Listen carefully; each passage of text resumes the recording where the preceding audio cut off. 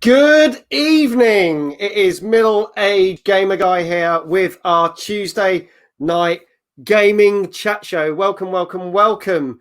With me, as always, is my partner in crime. Going to bring him in. It is Mr. David Jones. Good evening, everybody. How are you, sir? How are you this week? I'm very well, thank you, mate. How about yourself? I am very well. Are you looking forward to Christmas? I am indeed, mate. Only got a couple more days of work, then I'll break up for 2 weeks off at Christmas, which is That sounds glorious. I am pretty much the same. I've got to disappear for a couple of days at work, and then gonna get plenty of gaming fitted in that time over Christmas. I think so, mate. I've got plenty in the backlog. I might try and get some of them done and out of the way.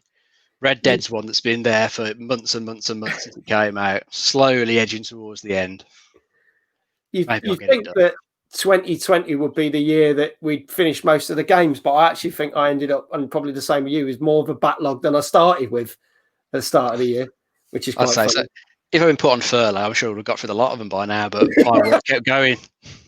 Not a chance. Oh, well, you shouldn't turn around to your bosses and go, just put me on furlough. I've got my reasons. Oh, you gaming. So there you go. Cool. Hello, everyone. Lots of people in the chat. Hello, Lizzie. Hello, James. Hello, Chris. Hope you're all well. Welcome to the talk show. We have a special guest each week. And this week is a chap that I've known for many, many years. He is an IT expert and he loves his PC gaming. And he's finally made his first step into the world of Xbox. But we'll talk about that a little bit later on. Please welcome Mr. Malvern Parker. Hello, everyone. Hey, how are you doing, sir? All right. Nervous? Yeah, we have to say he is quite nervous about this. It's the first time he's ever done anything like this. And he kind of volunteered for this quite a few weeks ago. And then I was talked into it. Well, you kind of forgot that you added your name to a list and then forgot that you'd done it. And you're like, oh, I thought you were just like, if we wanted to watch it or something. I was like, no, you put your name on the list to be a guest. But you're really great to have you here, Malvern. And you are, as well as your PC game, you are a big geek at heart, aren't you? I am. So talk us through some of your big geeky things, because I know you've been to a number of Comic Cons and stuff like myself. I've got a mad collection here in my little office. I've even got a full-size TARDIS that I built. Wow, you have a full-size TARDIS? Oh, yeah. Does that mean that when you walk in it, it's like infinite? I wish it was. But it looks good on the outside. That's the next bit of the project, to work out how it gets bigger. Look, Mia's just joined. Hello, welcome, Mia. She just joined right in at the right time, talking about the TARDIS. Yes, Malvern has built a full-size TARDIS, and he's a big Doctor Who fan. So there you go. You're a bit of a PC IT expert. We've known each other because for many a time, if I've had problems with my computers or laptops, you've helped out. But is that what got you into your PC gaming? Start with. Pretty much, yeah. I mean, it was very. Back in the early days, it wasn't very great, the PC gaming, but now it's massive, and it's just as good as the Xbox now. It really is. I'd say so, especially with the new Xbox Series X, and Dave would probably agree with me on this, that is now side by side, like good quality PC gaming, some of the consoles. I know they'll probably give it a year or two. The PCs will probably be better than this new generation of consoles. But it's always the case, mate. The PC hardware just moves on so fast, it's crazy. Yeah. Especially when you got the graphics cards and everything you can add on. It's got to be better than the console. Got to be. Yeah. So, okay. What we're going to do, we've compiled a list. In the second half of this show, we're going to talk about some of our favourite games that we've played in 2020. Now, not all these games are necessarily games that came out this year. There are some games that have, but we're going to share our thoughts on some of the games. But what we are going to do is we thought that'd be a nice way to round off the last show before Christmas, because this is going to be the last show before Christmas. And then Dave and me will be back in the new year, first week of Jan, with another guest, more than likely talking about all the games that are going to be coming out in 2021. So we thought this was quite an apt way to round up our final show of 2020. There you go. Did you say you built that TARDIS from scratch? Yeah. Okay, because you might have someone who wants one. So yeah, I think that's going to be the case. That could be a side project for you. You start building TARDISes for people. Yeah. B&Q come in very handy then. B&Q, yeah. Right. We always go like, if we could get sponsors for the channel, it'd be great. B&Q, if you want to sponsor us, then we can build more TARDISes. There you go.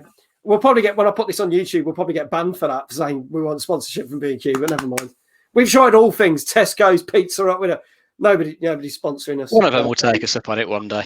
One day, it'll happen. One day. Right, we're going to move very swiftly on. So we're going to give you, for like the first half of the show, to all our viewers that are watching and people that are watching on catch up. We're going to go through. There's not many new releases. Surprise, surprise. To be honest, most of the last of the big releases came out last week. So we have got 5 games we're going to talk about, and we've got a couple of news stories, and then we will go into our list, top list of 2020. So we're going to kind of do a double header here. Last week, when we had Gary on the show, our lead game that came out, obviously it came out on Thursday. We got some of the reviews for it on Tuesday, was obviously Cyberpunk. That was the big one. Now, Cyberpunk has now been out for 5 days. We're going to talk about the fact we only could talk about the PC version and stuff. And a lot of people, there was an embargo on it. So I'm not going to play the trailer again for Cyberpunk, but what I'm going to do is show some of the bloopers in the game, because it has come out. There's lots of bugs. So we're going to talk about the reviews for the console editions. And then we're going to go into a news story about all the stuff that's been happening with Cyberpunk. So what I'm going to do is play this bloopers trailer, which is quite amusing. You'd think that we'll talk about how many patches there's already been with this. And here we go. Let's put this on. And there is spoilers for this, so I apologize. But please do feel free to watch as we show you 2 minutes of bloopers, courtesy of IGN.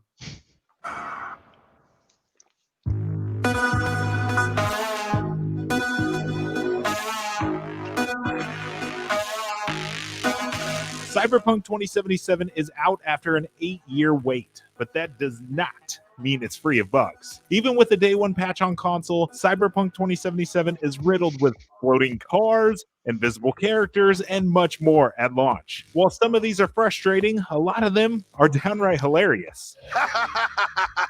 Here are the weirdest, wildest, and funniest bugs we found in Cyberpunk 2077 so far.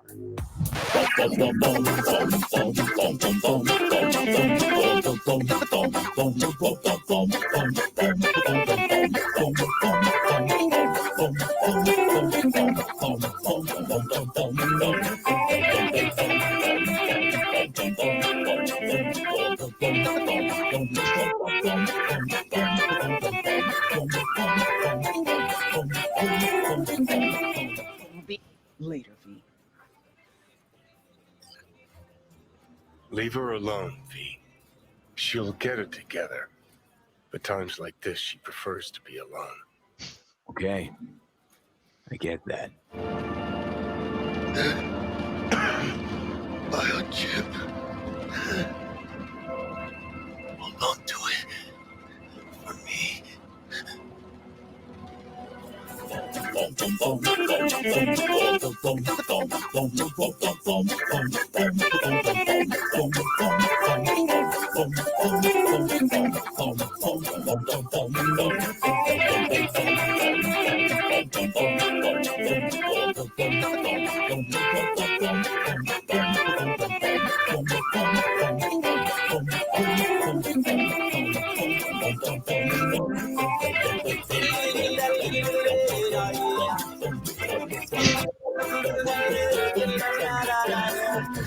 So there you have it. What are the funniest bugs you've encountered in Cyberpunk 2077? Let us know in the comments below, and be sure to check out our review of Cyberpunk's PC version alongside 11 things you need to know to get you started. And for everything else, you're already in the right place. IGN. There we go. Wow. So that is... I've had some of those. quite a few of the bloopers. Some of them are quite funny. The guy with his head stuck through the toilet cubicle going, "Ugh," is quite a funny one. So, yeah, the game came out and there's a lot of unhappy people, to say the least. Console versions got reviewed. They weren't allowed to do any reviews on console. When the reviews came out 2 days prior, they were only allowed to do it on PC. So not even the new next gen or old gen. And then when they actually allowed footage to come out, because people who reviewed it 2 days prior weren't even allowed to use their own footage, they put an embargo on it. When it did come out, there was no footage of, say, the older Xbox and PS4. Obviously, as the days went on, lots of people basically said it was unplayable on the older versions. I played, there was a day one patch that came out with it, which was about 46 gigabytes. It was something crazy. It was nearly bigger than the game because the game was on 2 discs. I had to do a 46 gigabyte patch on day one. I played about 30 minutes of it on Saturday night just to see if it would work, because there was lots of stories of people saying it doesn't even work. I can't even get out of the, or it'll crash, or I couldn't even get out of the bar. But there was another patch on Sunday, another 15 gig patch. I did a 3.5 hour stream of it last night. It seemed pretty good. There were a few issues, like people walking through walls and that. And at one point, when I entered the training zone to learn how to fight, my character decided to uncontrollably spin round in circles for no reason. So there are still bugs in it. But obviously, a lot of people... and I couldn't pause the game. As Mia said, I couldn't pause the game at one point for 20 minutes, which is really annoying. So, like, I wanted to end the stream at midnight. I was forced to play for another half an hour because I couldn't pause the game. So there's been quite a reported few bugs. I think I've had it quite easy. Dave, you've been playing... What format have you been playing it on? I've got it on the Series X. So okay. on there, which is How meant have to be you the found best. it? I found it performance-wise good. I haven't really had any frame rate issues or anything like that. I think one occasion, this was actually the day one patch, I did have like a very brief 1-2 second pause. This was like going from one area to another, but that hasn't happened again. But I have had plenty of bugs occur in the game. Lots of little visual glitches, and that's even after the recent one that came out Saturday, I think, wasn't it? Yeah, Saturday. That's the latest patch. Yeah. I was playing it last night, and after a mission, came back out onto the streets, turned, saw a car, just fade out from view right in front of me. 2 surprised occupants still sitting there in midair. Then they faded out of view as well. So it's still got dodgy stuff there. It's the future of transport. That's you it. Don't need vehicles. Every time I've played it, there's been bugs. Just these little glitches. Yeah. Now they have. We'll come on to the news stories and what they've said and the press releases and everything. Mulvin, you were quite looking forward to this, weren't you? Because I think you were like, we were talking about this last week, and you said this is going to be a big game. But would that, after seeing some of that stuff, has that put you off from getting it? Because I know you haven't got a copy of it yet. Well, yeah, basically. I mean, it astounds me why they release these things, and it's clearly not ready. I mean, how people are getting on with the new Call of Duty thing? Is that buggy as well? There's been reports that it crashes quite badly on the new PlayStations and new Xboxes, and people they've gone back to Warzone, which is the free-to-play one, because there's so many issues. Why do they? I mean, surely they would test them before they put them out. Surely, you'd think. Yeah, you kind of get the impression with this one though, they never bothered powering it up on the original Xbox or PS4. Well, what about it? This is the thing. I mean, we'll talk about the review scores for Xbox and PlayStation. And bearing in mind, this was on the day of release, so there have been patches, but we'll talk about the scores that came out. There has been people moaning, and I want to try and set the record straight about a few things. People are moaning, saying that a next-gen game shouldn't be so buggy and horrid. And they're saying, well, what do you expect if it's going to be on the old Xbox and PlayStation? I want to make this very clear. This game was supposed to come out April of this year and was not meant for the new PlayStation or Xbox. But it just so happened that when it got postponed again from September, they said that they were already going to continue. So eventually it would have come out, but they've been working on this for a number of years. So the biggest thing is here, really, the versions that should have worked the most should have been the older Xbox and PlayStation version. Whereas when you see some of the footage, it did look, I mean, what I played last night was fine, but some of the things I've seen, it looks dreadful. Like as if it's playing on a Super Nintendo. So, you know, it does make you wonder, should they have really, do you think they've been pressurized? Let's put the question to Dave Mould. Do you think they've been pressurized that there's been so much hype about this game in the last 2 years? And the fact this has been 8 years in development, do you think they finally caved in and went, shit, let's just get it out? Where they'd be better off going, look, I know you're going to hate us, but we'll release it summer 21 and it'll be the game we want. So do you think they've been pressurized into this release for December? I'd expect so. You don't just release it in that state. They knew what state it was in. There's no way they, you know, they've apologized about it, but they knew what state it was in when they released it. There's no way they couldn't have. I know they were working like to the last minute trying to improve it, but you know, they would have known. No question about it. As you say, they should have delayed it really. Should have had one more delay until, you say, summer. Then they could have tidied all that up. Even if they can't improve the visuals a huge amount in the base consoles, if they could at least level out the performance, so you didn't get all those frame rate dips, that would have been like a really good improvement for those consoles. Malvin, do you think that if they had said, right, summer of 2021, right, we know it's going to be delayed more than a year, do you think that they'd probably get like a tiny bit of backlash, like they have done when they postponed it twice before, and then people would have forgotten about it, and then when it came out, that would have all been forgotten, and it could have been a far much better game?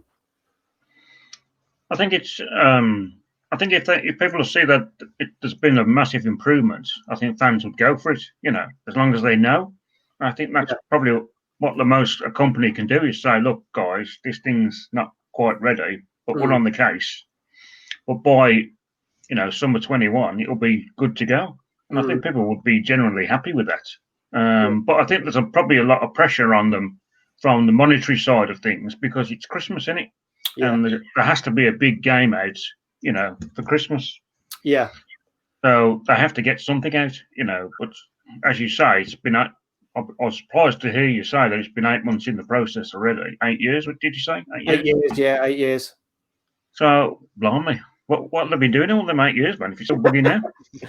Well, that's the big question. I mean, we'll talk about some of the news stories because there's been a flurry of news stories. It's all been about Cyberpunk.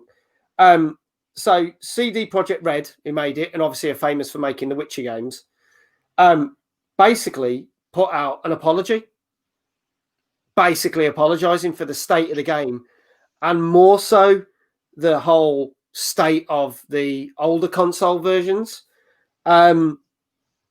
Interestingly enough, pre-sale, it sold 8 million copies. Cyberpunk. Yeah, before it even went, before it even came out last Thursday, sold 8 million copies. Technically, it's not the biggest selling game of all time as yet. I think GTA 5 holds that crown at the moment, and I think with the way that this has come out, it won't get anywhere near that. But interestingly enough, it was the biggest selling game of Steam of all time, beating the record set by Fallout 4.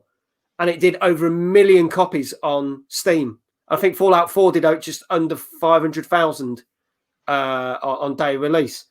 But the problem is, as the reviews started to come out, CD Projekt Red's share price has dropped by 29%. As the reviews came out, people started to cut on. So they've done a full apology. And as part of this apology, they have stated, as of yesterday, that in the next 7 days, this is only an offer that's for the next 7 days, if you are not totally satisfied or you bought the game and you will never play the game again, or you're just that disheartened by it because they have not met the standards, you can get a full refund. But you've only got 6 days as of today to do that. Yeah. I've got my copy. I'm not going to lie. I didn't pay for my copy. I was quite lucky to get a copy. But if I paid for it, I think if I played it on day one of release, I'd be pissed. Yeah. I deliberately waited a couple of days for a couple of the patches to come out. And yeah, I'm not, I'm kind of like, I'm quite happy with this at the moment. Would you get a refund? Would you guys get a refund if you bought it? If I'd have got it on the base consoles, I think I'd definitely consider it. On Yeah. the Series X, let's say, it's generally all right apart from these little glitches here Yeah. and there. So I'll keep it. Although Yeah. I am in two minds about whether to just shelve it for a few months. Because I think there's another patch coming out in 7 days, another one in Jan, another one in Feb. Yeah. I'm kind of tempted to sort of leave it and just come back to it after a few more patches. Maybe even when the next gen updates come out. But then another part of it is like, you've already waited 8 years for the damn thing. Just play it. Well, yeah, a few more months ain't going to work. It's a tricky one to know what to do with. They have said the next big patches to fix the bugs. One is coming out after Christmas in January, and there's going to be another patch in February. So just by holding on to it, I mean, Chris is in the chat. He said he's keeping hold of his copy. I've started streaming it. I'm going down one life path because there's 3 life paths. I will play it like that. By the time the next patch comes out, I'll probably play the next one, and then by the time the next patch, I'll probably play the next one. So I'll probably see how it goes. So there you go. Yeah, I mean, we'll see. Let's have a look. Who's saying in the chat? Governor, hello. How you doing, Governor? Oh, I'm glad you're here today. He's getting a bit confused though. He's wondering what talk show he's watching because he said, "When do celebrities come out and dance with you?" Meanwhile, backstage, sexual harassment and toxic work element. Oh no, wait, that's Ellen. That's Ellen's show. So yeah, that we don't do that. Hopefully there's no sexual harassment cases on there. But yeah, there you go. Governor, I would say in about I would stick around if were you. We're going to make a special announcement about 10 o'clock. So please do stick around. Or if you're going to hop out and come back in, make sure you're back for 10 o'clock. And I will explain more about that a little bit later on. There you go. Teaser. Yeah, teaser. That Mia knows what I'm on about, but it'll all become clear. Okay, moving on. Let's talk. I think that's enough for Cyberpunk for now. I don't know. Are you going to be a dad? Only you can answer that. Right, let's move on to some other games. This next game is a VR game. It's part of a series which has been out for a number of years. This is part of the Medal of Honor series. And this is Medal of Honor Above and Beyond. We're going to watch the trailer and then we're going to talk about this VR game and experience very shortly. Here we go.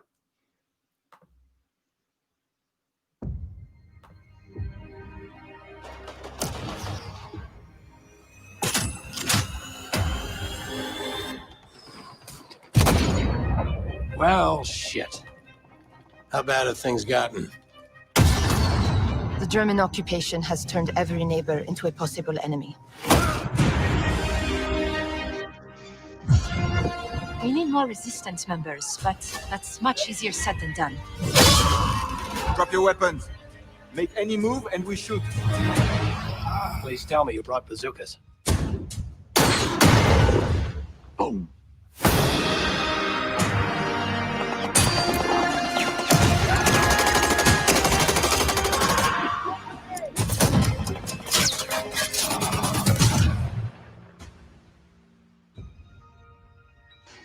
Okay. That's a piece of shrapnel. We had to report for the draft. It was something we had to do. Connaissez 2 personnes, c'est une de trop.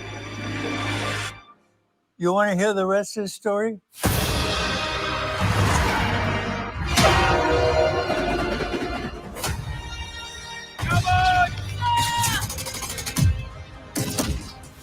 We all know it's going to be a tough job ahead. Where's my sister? But it's good for us to be together. That's all we can ask for.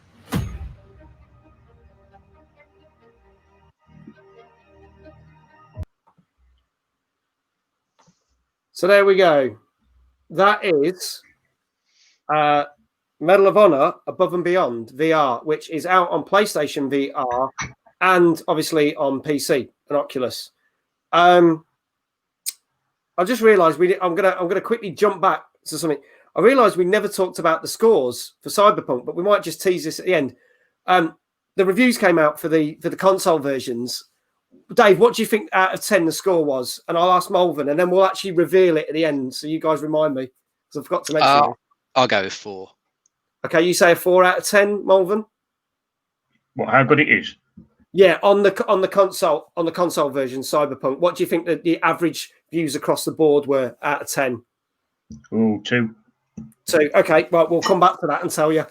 Now, bearing in mind the PC version got 9 out of 10, but that's a different story. So anyway, back to what we're talking about. Medal of Honor Above and Beyond is not just a VR game; it's an experience. As you saw there, you actually can walk around the gallery and listen to different war stories from World War II veterans, and not only that, walk around sites and other stuff like silos and old battlefields in VR. So it's not just a game, but there's that. Are you familiar with any of the Medal of Honor games, Malvern? No. Okay. Think of Dave, you could correct me if I'm wrong, and sorry if I say more of a low-budget version of Call of Duty. It's gone that way in recent years. Yeah. If you go back to when it first came out on the PC, it used to be, I think it used to be the top Call of Duty. It used to be the higher one thing. Call of Duty's Yeah. overtaking it, and yet it did go down the pan. Yeah. But hopefully, it's a good VR game. I think it's had as bad a launch as Cyberpunk. It's had some very heavy boost to it. But that's been overshadowed by Cyberpunk. Sorry, I'm sorry if I've just dissed one of your favourite games. It's got some bad things. The reviews aren't as bad. They basically said the actual experience bit and the museum and stuff is actually excellent. But the game itself, apart from a few clever moments, it's not great. It doesn't look too fantastic. You saw the graphics not amazing. Some of the facial animations looked a bit off in the trailer. Yeah, and they've said that there's some of the characters, a bit like Cyberpunk, suddenly do really weird facial expressions for no reason. It's really off-putting. So you're talking to someone and someone suddenly goes like that. And you're like, ugh! Which can be a bit off-putting. What do we think this got? Scores across the board for the PC and PlayStation out of 10. Malvern, I'll go with you first. Well, I couldn't say. Do you have to wear a VR set to play it? Yes. Yeah. You do. Okay. You do. Are those any good now? Dave knows. Yeah, they're getting pretty good. So Oculus Quest is a good one. If you just want a completely standalone experience, got absolutely no wires, all self-contained, that is very good. Plus, it can link up to a PC as well if you've got a good enough graphics card. Sorry to wander off there, Paul. Yes, what we do. I don't know. 5. A 5. Okay, Dave, what do you reckon? I reckon a 6.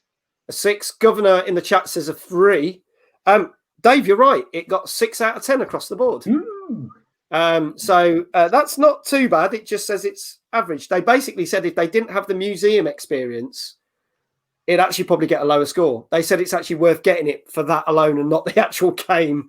Which is quite funny. I think I'll pick it up in a sale. Probably on sale about Easter. Yeah. But yeah, it's out on PSVR and on Oculus for PC and everything. So that's that.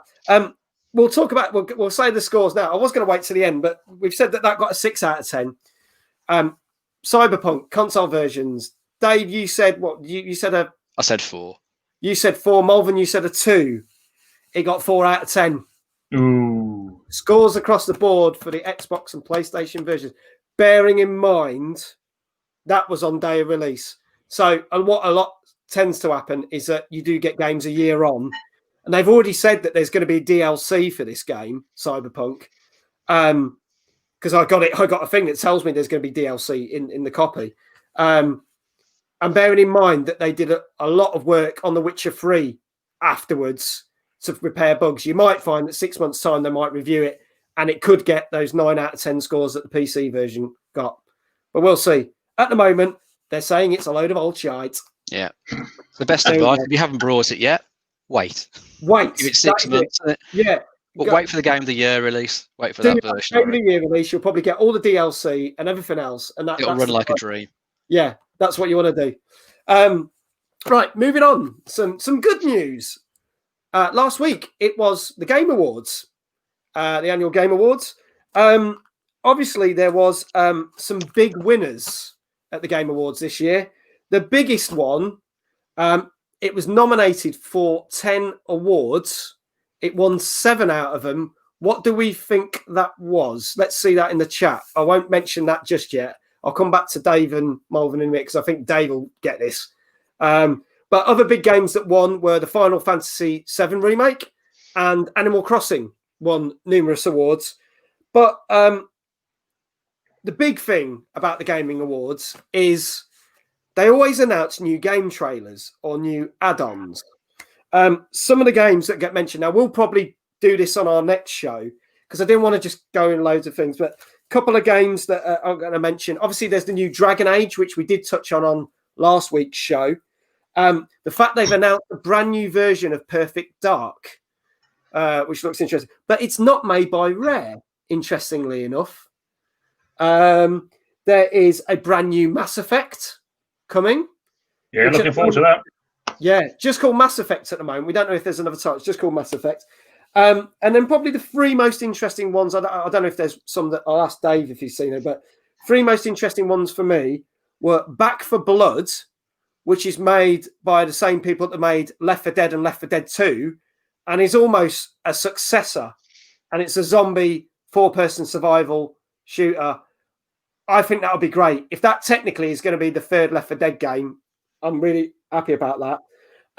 Ark Survival Evolved 2, which features Vin Diesel. Wow. Yeah, Vin Diesel's in it. So we've had Keanu in Cyberpunk, and we're going to get Vin Diesel in Ark Survival 2. Now, hopefully, he's not going to walk around in tunic going, "What a Corona! I live a mile life at my time, bro," and stupid shit like that. Hopefully, it'll do a thing, or suddenly burst into "I am Groot." But yeah, they've put a big name behind the next Ark Survival game. And personally, for me, the Evil Dead game. Now, there's been numerous Evil Dead games that have not been very good, but I saw the trailer for this and I was like, I want this. I don't even know what the game's like, but I'm really excited for that.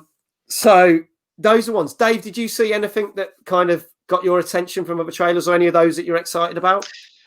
A couple of the ones you mentioned, I'm definitely interested in. The next Mass Effect, definitely, because I really enjoyed the first 3. That the original trilogy was just really good. Yeah, thoroughly enjoyed it. I managed to miss out all the issues there were with the ending of the 3rd one. Yeah. I managed to avoid it until it came out. Pretty much as almost a Game of the Year additional. Once all the DLC was out, I just played it through there, and I thought it was pretty good at that point. So looking forward to that. And that Perfect Dark, it's interesting. I don't know if this one's really pinning any hopes on at the moment, considering what Perfect Dark Zero turned out like. Yeah, and I know you say the new one's not made by Rare, but if we think the gap between the original and then Zero, it wasn't really the same Rare anyway at that point, was it? So I don't know. I think the initiative of making it, I can't say I've heard that much of. I think they're a big sort of super development team Microsoft have put together. So hopefully they've got some good people in. Hopefully they'll do something good and interesting with it, make it a good game. All we can really say to them is don't rush it out. Don't do a Cyberpunk. That's going to be a Cyberpunk. That's going to be a thing. That's going to be a phrase for this year. It'll be on T-shirts before you know it. You know what? I might. We're talking about what merch we're going to put out. I might make a note of that, but I might get sued, mightn't I, if I put that on a T-shirt? I don't know. Let's see. Let's see if we can get a cease and desist. Then 2021, the year of a cease and desist. Middle-aged gamer guy gets a cease and desist. I like that. Don't do a Cyberpunk. That could be. There you go. I might join you on that. What's that dead one you mentioned? I forgot what the Evil Dead one. Not the Evil Dead one, the other one, the multiplayer one, like Left 4 Dead. Sorry, Back 4 Blood. Oh, Back 4 Blood. Sorry. Yeah. I'll join you on that one. I did like the Left 4 Dead one, so that looks good. If it's as good as the first 2 Left 4 Deads, it'd be great. Malvin, you said before we started the show, you're a big fan of Mass Effects. So you looking forward to a new Mass Effect? Yeah, I really liked the Andromeda game. I thought it was really well put together. The end bit, not quite great, but otherwise than that, fantastic game, really. Yeah. And from the trailer I saw, somebody put up a trailer of the teaser of the trailer on Facebook. Looked really cool. Really cool. And if they do such a good job It was really quite immersive, a big open world on Andromeda, and yeah, plenty of space to move around and ages to play, really. Mm. And I love that kind of game where it's open world and you have to go and find things, you know. Yeah. We'll talk about some of your favourite games a bit later on, because I know that there's another game that you have to go to different worlds and find things that you're a big fan of. I know you're big, but we'll talk about that a little bit later on. So we're seeing if people, I'm looking at the chat, it's quite funny. Governor says, I've got to put this in because he says, because he is bold. I like that one. He says, I like the way this talk show accommodates and shows diversity and boldness. Yeah. He says, I feel included. I think you should shave your head for the next one, Paul. George. Yeah, shave it off, man. It's the way to go, Paul. It's the way to go. 2021. Yeah, you just got too much hair, mate. Too much hair. Sorry, I'm getting it cut on Saturday because I haven't had it cut for months. Again, I've only had 2 haircuts this year, so I'm working on it. Yeah, he also said that he thinks that Vin Diesel in Ark is probably going to be the death of that game, unfortunately. So yeah, that could be interesting. Someone, I'll say, Mia did post her suggestion what she thought the game that won 7 out of its 10 awards. Malvern, what do you think that game could be? I have no idea. No, Dave, I think you're going to know this. Yes, I played it. Yeah. Go on then. Last of Us Part 2. It was The Last of Us Part 2. Last of Us Part 2, which has divided critics, but it won 7 out of its 10 awards. So there you go. Hello, Juron. Welcome. No, it wasn't Minecraft. Minecraft didn't win it. Minecraft's too old. It didn't come out then. Or Minecraft Dungeons did, but that's another story. Right, we're going to move on to our next game that's come out in the last week. Bit of a puzzler game for you. Mix one very well-known puzzle game with a not so well-known puzzle game, but if you like these games, they are fairly well-known. The title, yet again, I do it to myself every week. There's one game where I'm going to cock up what it's called. But this is, get ready for it, Puyo Tetris 2, which is coming out or has come out on Xbox, PlayStation, and Nintendo Switch. So let's have a look at Puyo Tetris 2.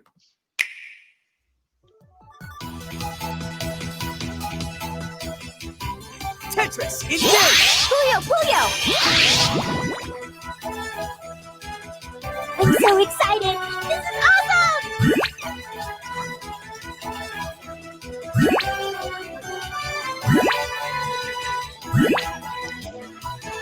It's on!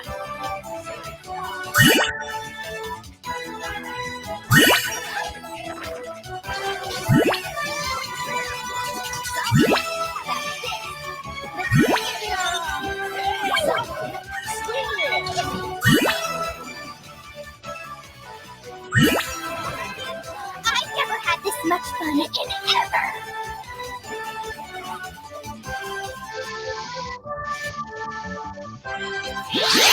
Let's battle! Time to find our culprit. At least now we know what we're dealing with.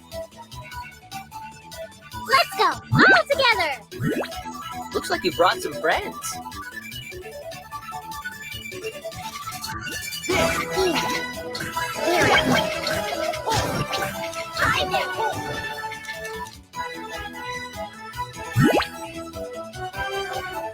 But time is of the essence, you know.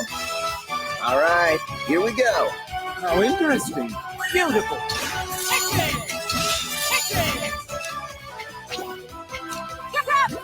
Twinkle dust, star plus. Whoopsie.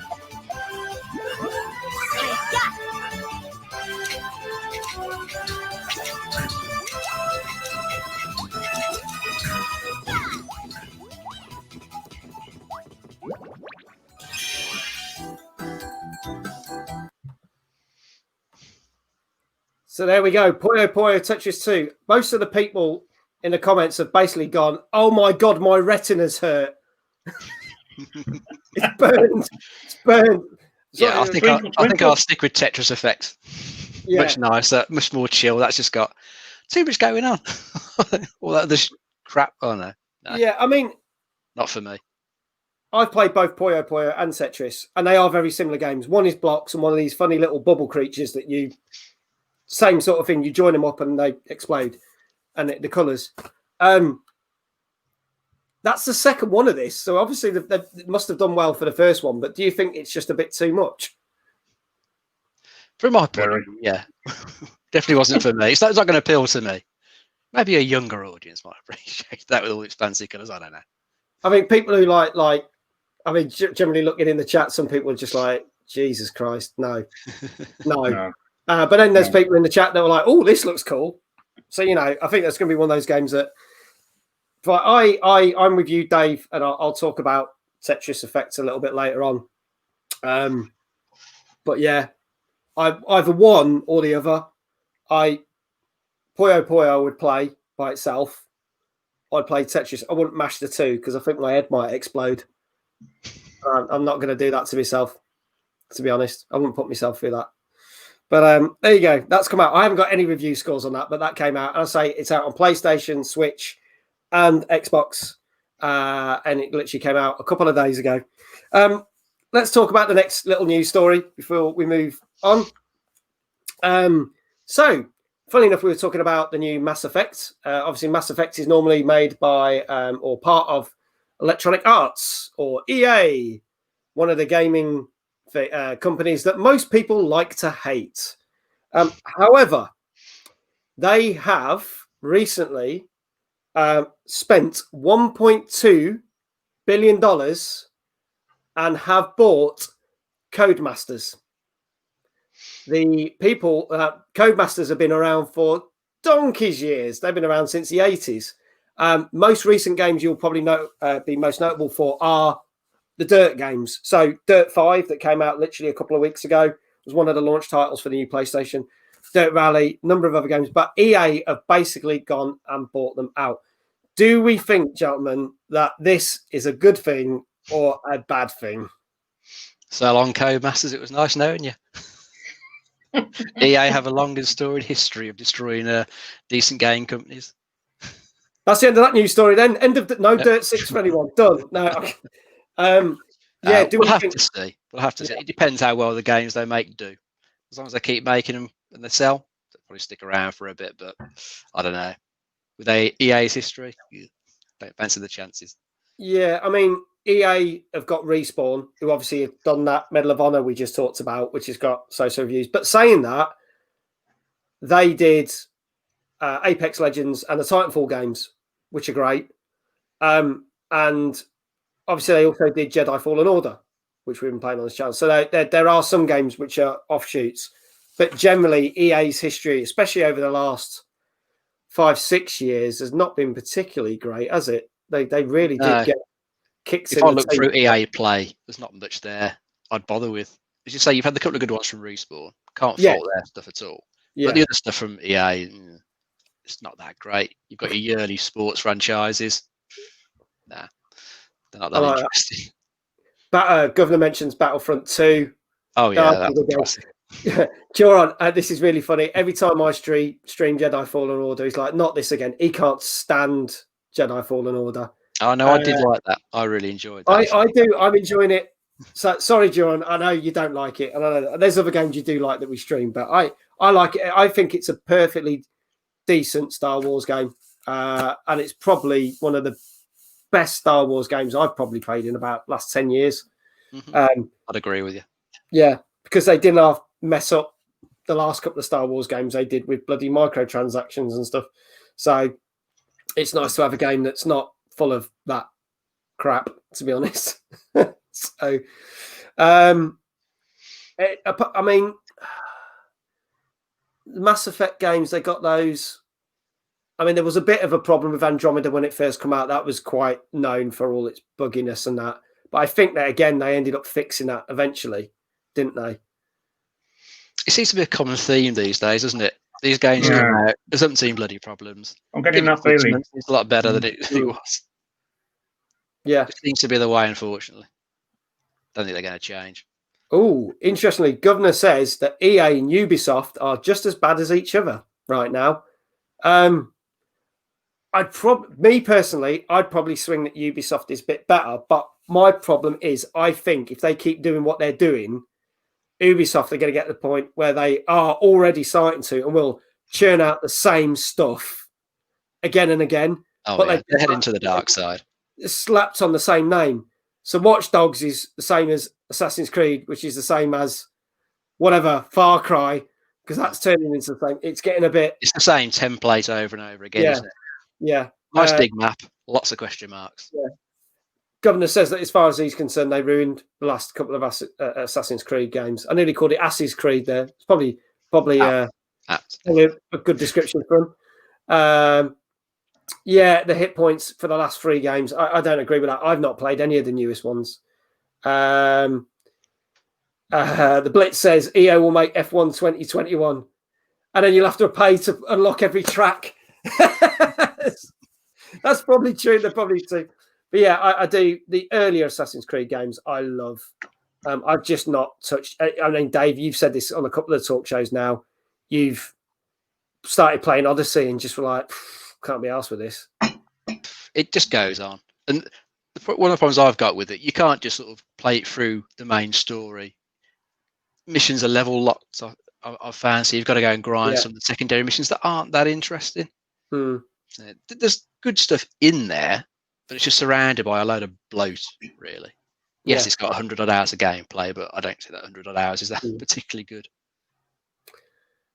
Should be more about the quality than the quantity of it. I think this is going to be true. I wouldn't be surprised if they announce 2021.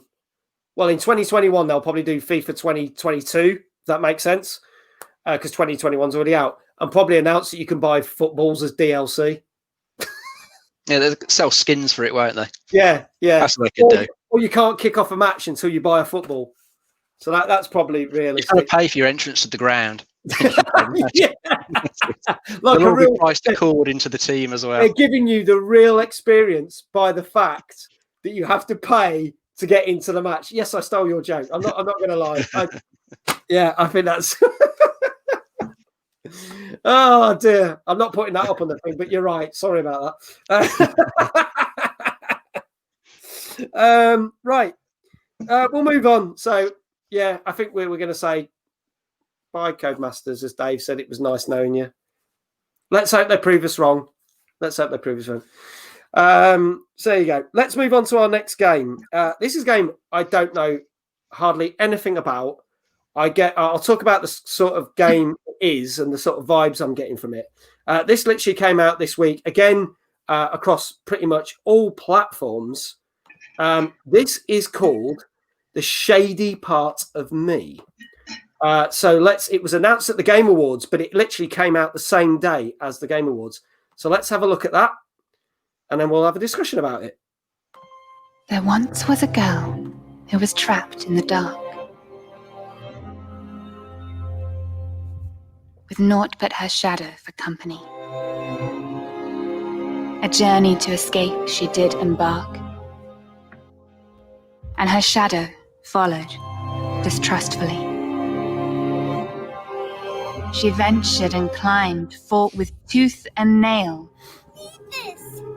straining to escape a world of nightmares.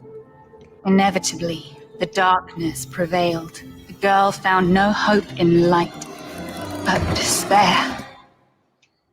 Don't cry. All is not lost, called out a voice. If you give up, forever you will stay. The girl cried out, I'm trapped, I have no choice. Her shadow smiled.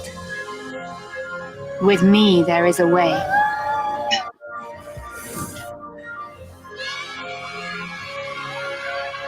Hand in hand, we break free from this nether. Step by step, we will rise together.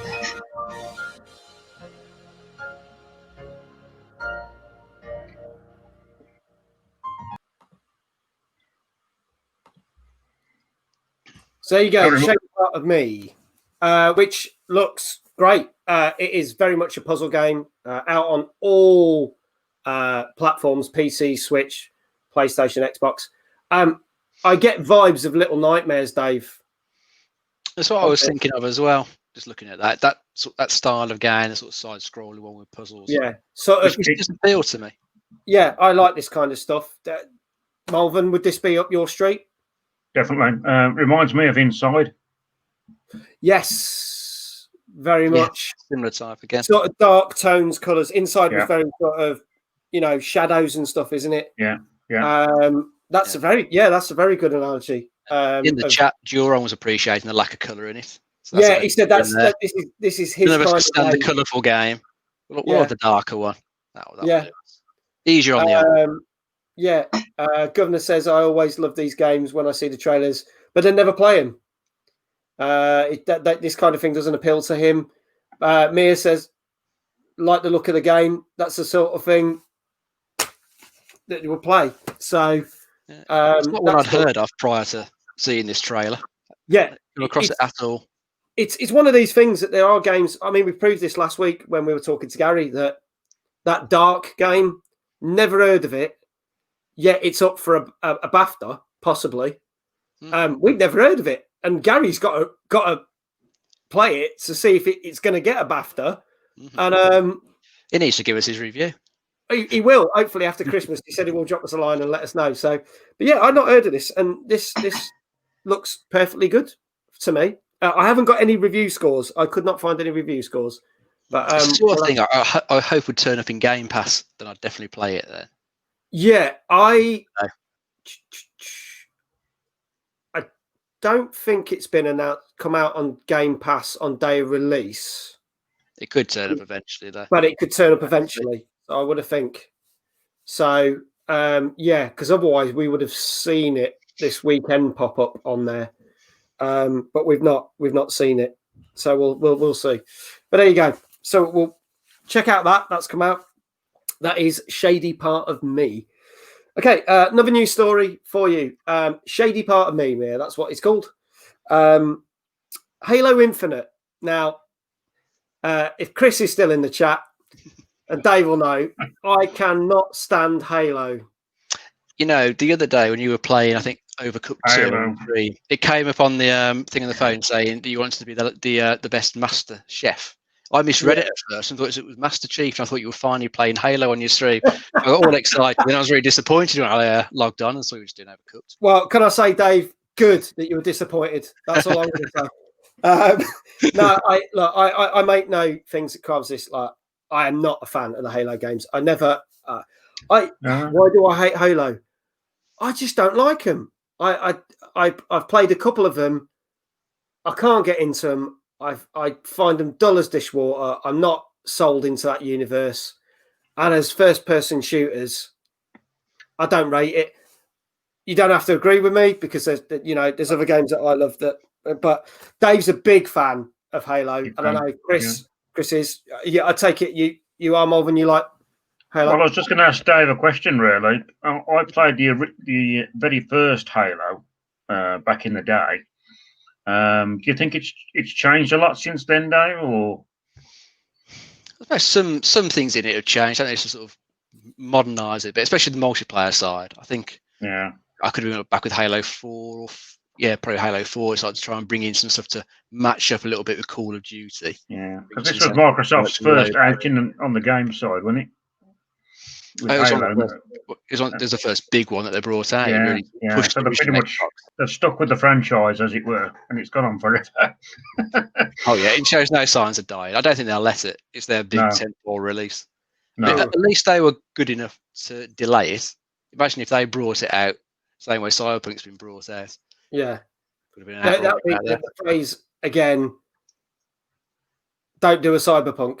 Yeah, Cyberpunk. It was supposed to be the big game that launched the new Xbox, and then they announced it. It got a massive backlash when they showed game footage on one of the showcases.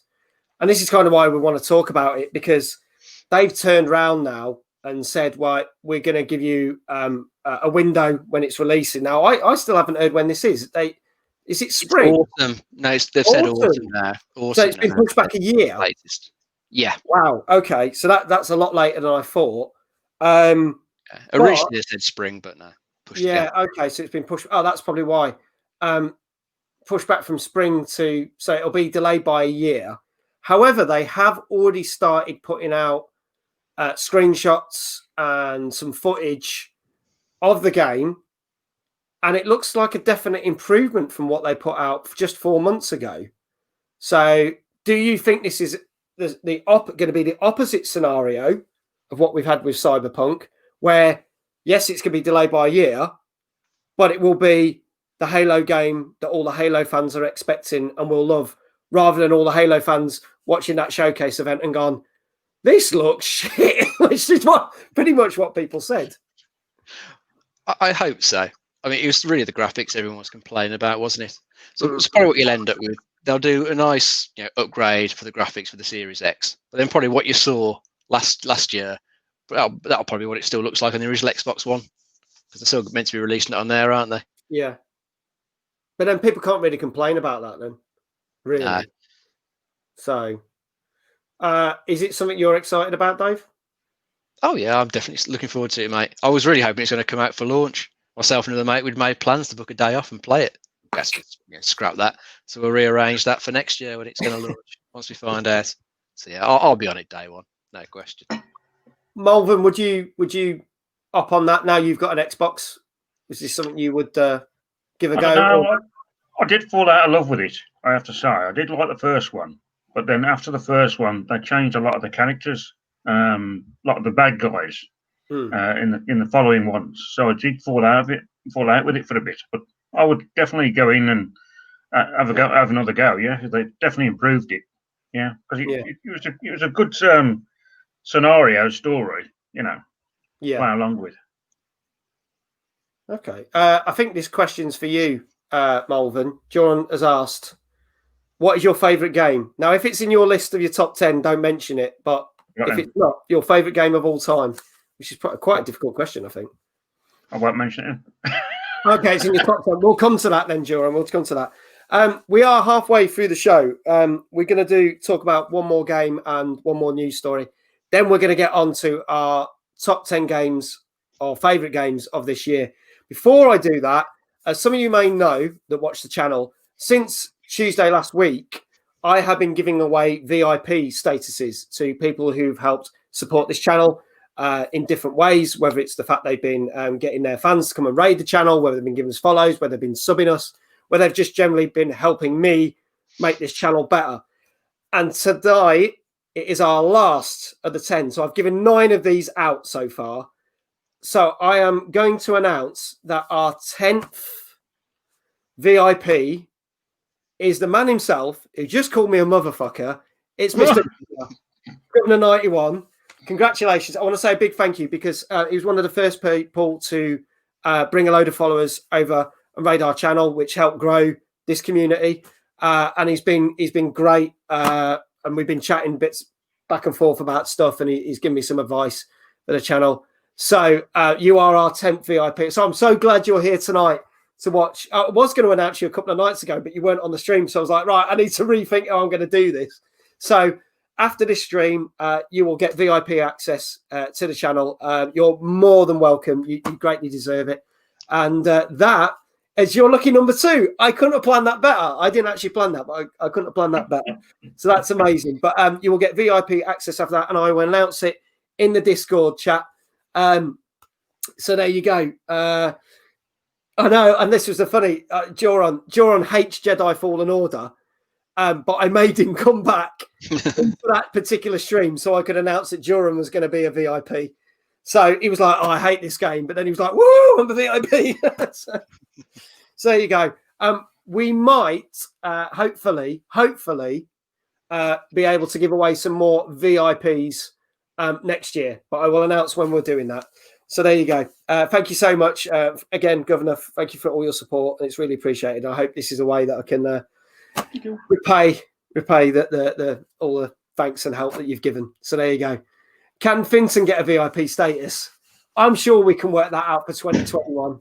so we can sort that out. Vincent is the dog that sits on his bed on the stream. It's hilarious. Yeah, so you got to see. You got to tune into his channel. Go check out his channel. If anyone wants to join in the discussion or see who else is a VIP, Mia, if you could very kindly stick the Discord in the chat. If you're not already a member of the Discord, we talk about everything after each show or after each stream, and you just basically get more content and chats and crap coming out of my mouth, basically. So if that's your kind of thing, you can listen to me waffle on even longer, but it's there and it's set up, and Mia's very kindly put that in. So you can click that link and join us and join the community and carry on chatting. Anyway, moving on with the show. Let's move on to our final game that's come out this week. Again, not a fan of this type of game. It is probably one of the longest running games out there. This is a new World of Warcraft game. Now, I'm going to say now, it took me ages to find a launch trailer for this. And the annoying thing is, this trailer contains no game footage. Because any of the trailers that contain game footage are more than 5 minutes long. And there is no way I am playing a 5-minute trailer for this. So we are literally got a 30-second trailer. This is World of Warcraft Shadowlands. Here we go.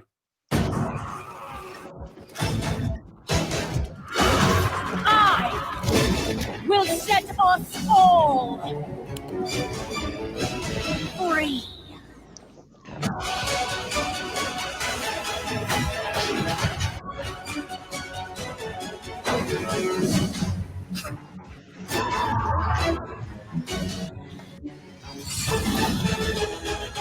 World of Warcraft Shadowlands available now. There you go. That was it. Short and sweet.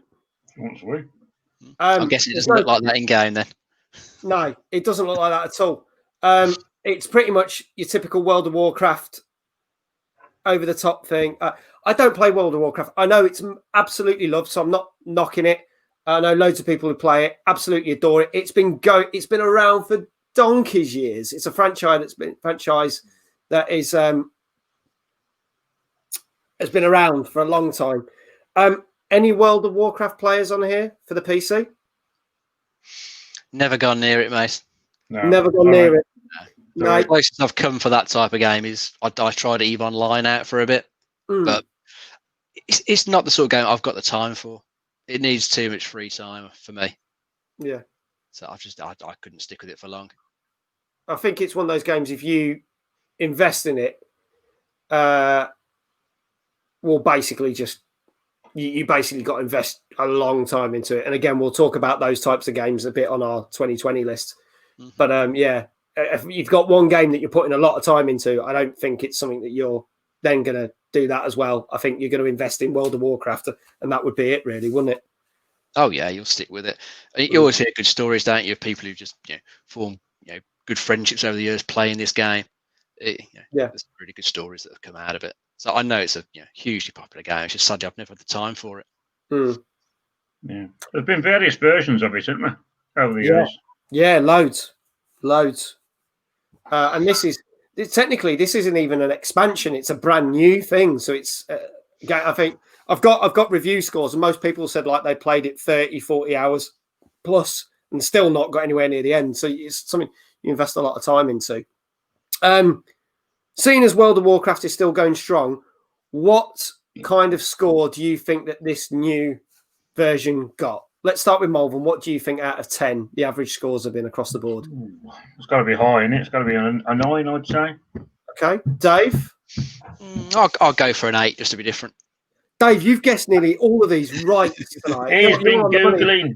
He's been Googling, isn't he? That's what it is. 8 out of 10. I did see the Cyberpunk one earlier. I'll say that one. Oh, okay. I saw that one earlier.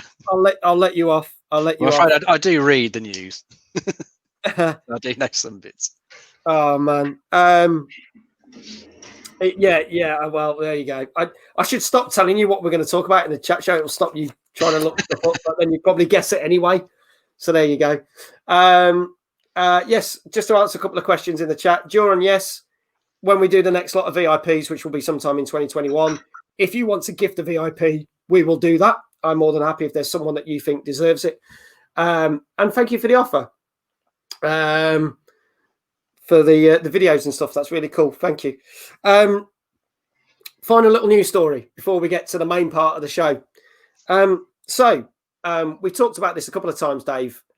Xbox Cloud Gaming, or xCloud as it's called, rolled out the beta on the Xbox in September so that you can basically play a certain number of Xbox games on your mobile phone.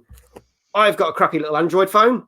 I played Sea of Thieves on this and it worked brilliantly. And I was so surprised how well I could play Sea of Thieves on this probably like 5-year-old phone. It's amazing. They've now announced that as part of Game Pass and Ultimate, that not only will you be able to do cloud gaming from the Xbox, but you will be able to play a selection of games on PC and iOS. Yep, they found a way to sneak it past Apple. They found a way to sneak it on to Apple. Now, there is an app that you will have to get, which then will allow you to do it. So it's not like you can just log into xCloud, because anything you try, like if you try and get an Xbox Game Pass app on an iPhone, it don't work. But there's a way they've done it. So it is a legit way of making it work. Is this exciting news for you guys? Because I have to say that beta, even though it's still in beta, that works really well. So are you excited that you'd be able to play games on your phones, or PC games now on your phones and stuff? It's nice to know the options there. It's one of those things, I don't know how I'd really get to use it. And it's probably better for some games than others. Yeah. If you try to play Doom Eternal on there, it probably ain't going to work well. But something like Sea of Thieves, which is it can be slower paced, can't it? So that probably work quite nicely on there. Yeah. As long as you've got a good enough signal wherever you are, it should stream pretty well. If you've got decent Wi-Fi or whatever, then you'd probably be very good. Yeah, so I might find myself using it at some point if I'm away with work, perhaps. Since a while away at the time. Yeah. Marvin, I'm going to be a bit of a stick in the mud here and say I think they're appealing to the millennials because they're mobile phone generated than us older fellas. Yeah. And I think gaming on a smaller screen, you've got to be joking it. Yeah. I mean, really? Come on.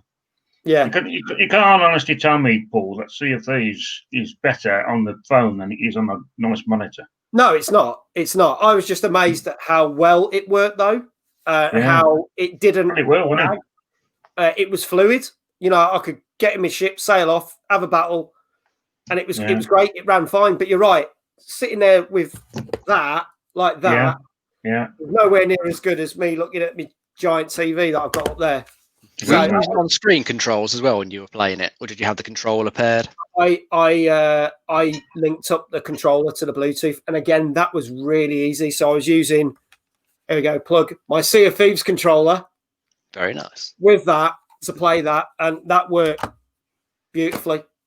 I don't know how it would work with the touchscreen. I'd think it'd be a nightmare for that particular game, but you know, we'll have to see. Yeah, no, I wouldn't play them touchscreen only. It's too many blinking buttons. It just wouldn't function properly. Yeah. But a pair of controller is okay. I have streamed in the house. You know, you can do it from your console to your phone in the house. I've done that a few times when I haven't been able to get on it. When the other members of the family are hogging the TV for the things, I've quickly used that, and that's worked pretty well. That has to be like out and about somewhere and streaming. I haven't tried that yet. Yeah. I will say as an IT guy that you know, it's going to really matter a lot what your broadband connection is going to be, especially if you're a gamer.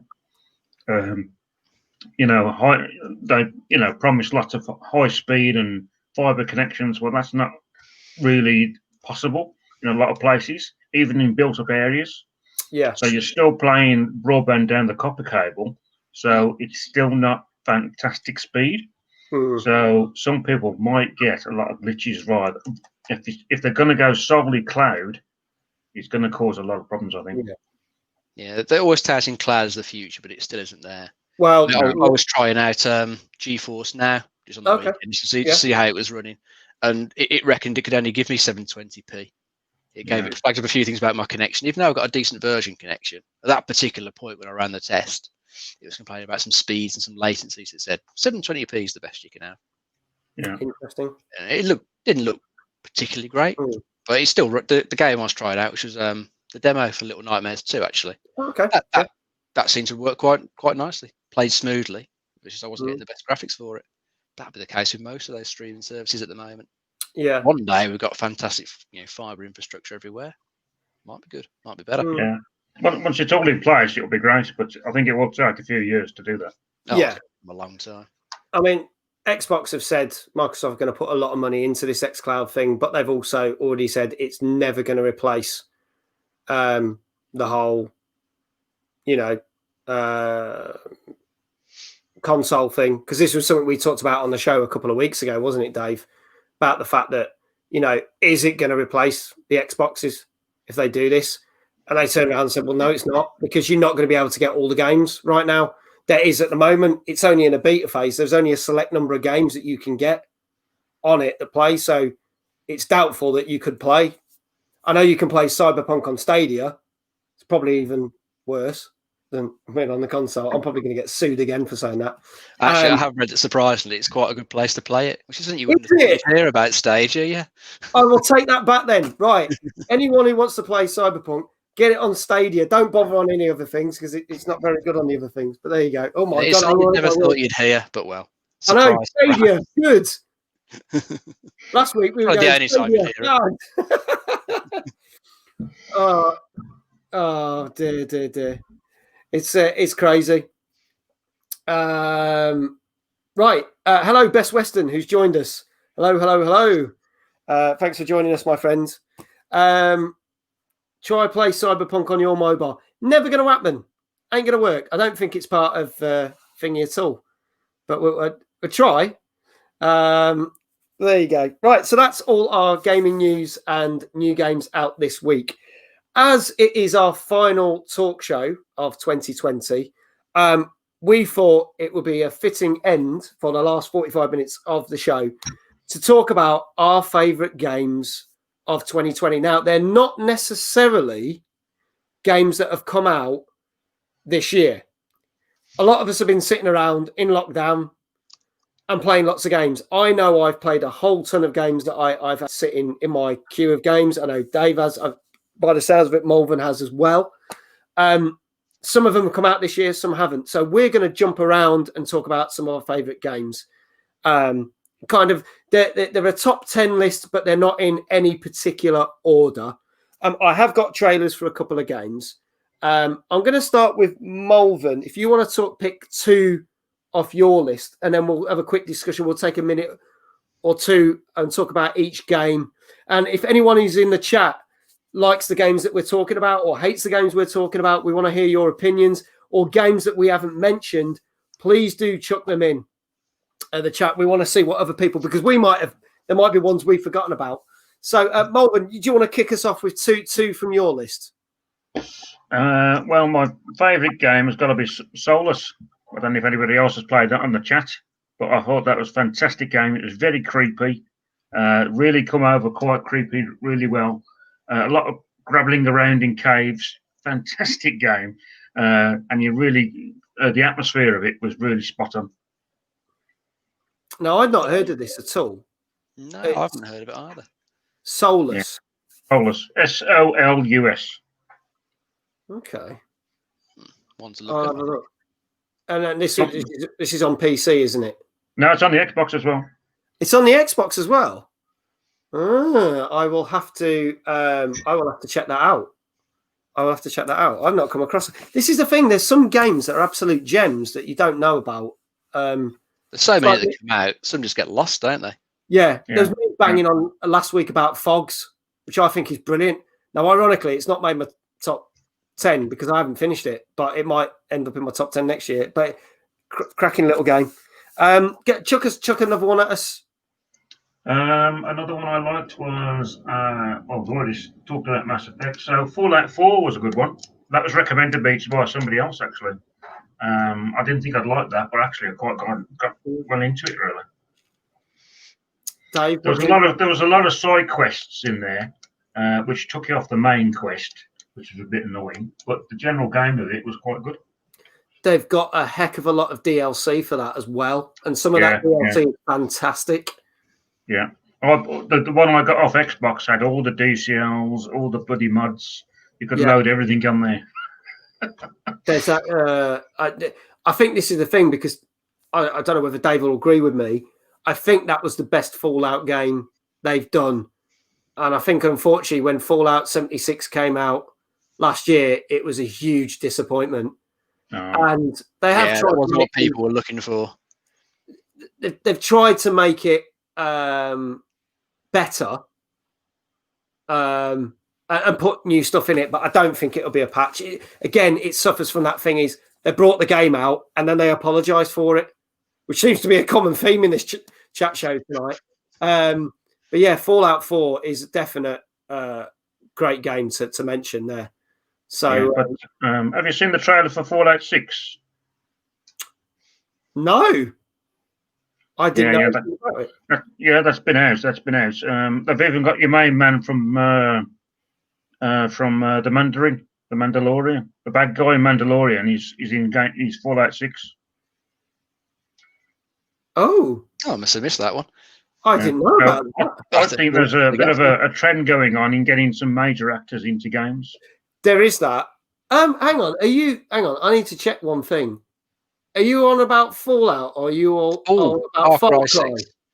Sorry? Are you about Far Cry? Yeah, sorry. Far Cry. Yeah. So you're talking about oh God, what's his name? Carlos Esper. Yeah, blah, blah. Yeah. He was in Breaking Bad. Yes, Star Wars. that's right. He's in The Boys. It's because it's set in Cuba. So Far Cry, not Fallout. I was going to say I didn't realize it was announced for. Yeah. All right. Well, similar games. Yeah. Interestingly enough, just on a side note, just going off on a tangent, that has been in the games coming up. It's supposed to be coming out February. Yeah. However, in the last week, it's disappeared off a lot of game stores to pre-order. Which might mean it's going to get postponed. They didn't want to Cyberpunk it then. Yeah. So when Ubisoft did it, their last conference, it appeared that day. So I think it was back in September, October time, and it was like, bang, here's the trailer. Here it is. But in the last week, it's just disappeared. So we'll have to see what happens with that. I'm genuinely quite excited for that. So there we go. Dave, chuck two at us. Okie dokie. I'll pick a couple I played on PC this year. I was a bit late to the party with Prey, but I think that came out quite a while back, but I didn't get around to it this year. I really love that game. Actually, everything about it was just brilliant. Story, music, the world design, the levels. It just all fit together beautifully for me. I just love the way there's always little other stories you just found as you sort of went around the world. Now, I think you played it as well, didn't you, Paul? Do I recall you didn't like it the first time you played it? Did you prefer it the second? Gonna say, yeah. Okay. I think this game's about 3 years old.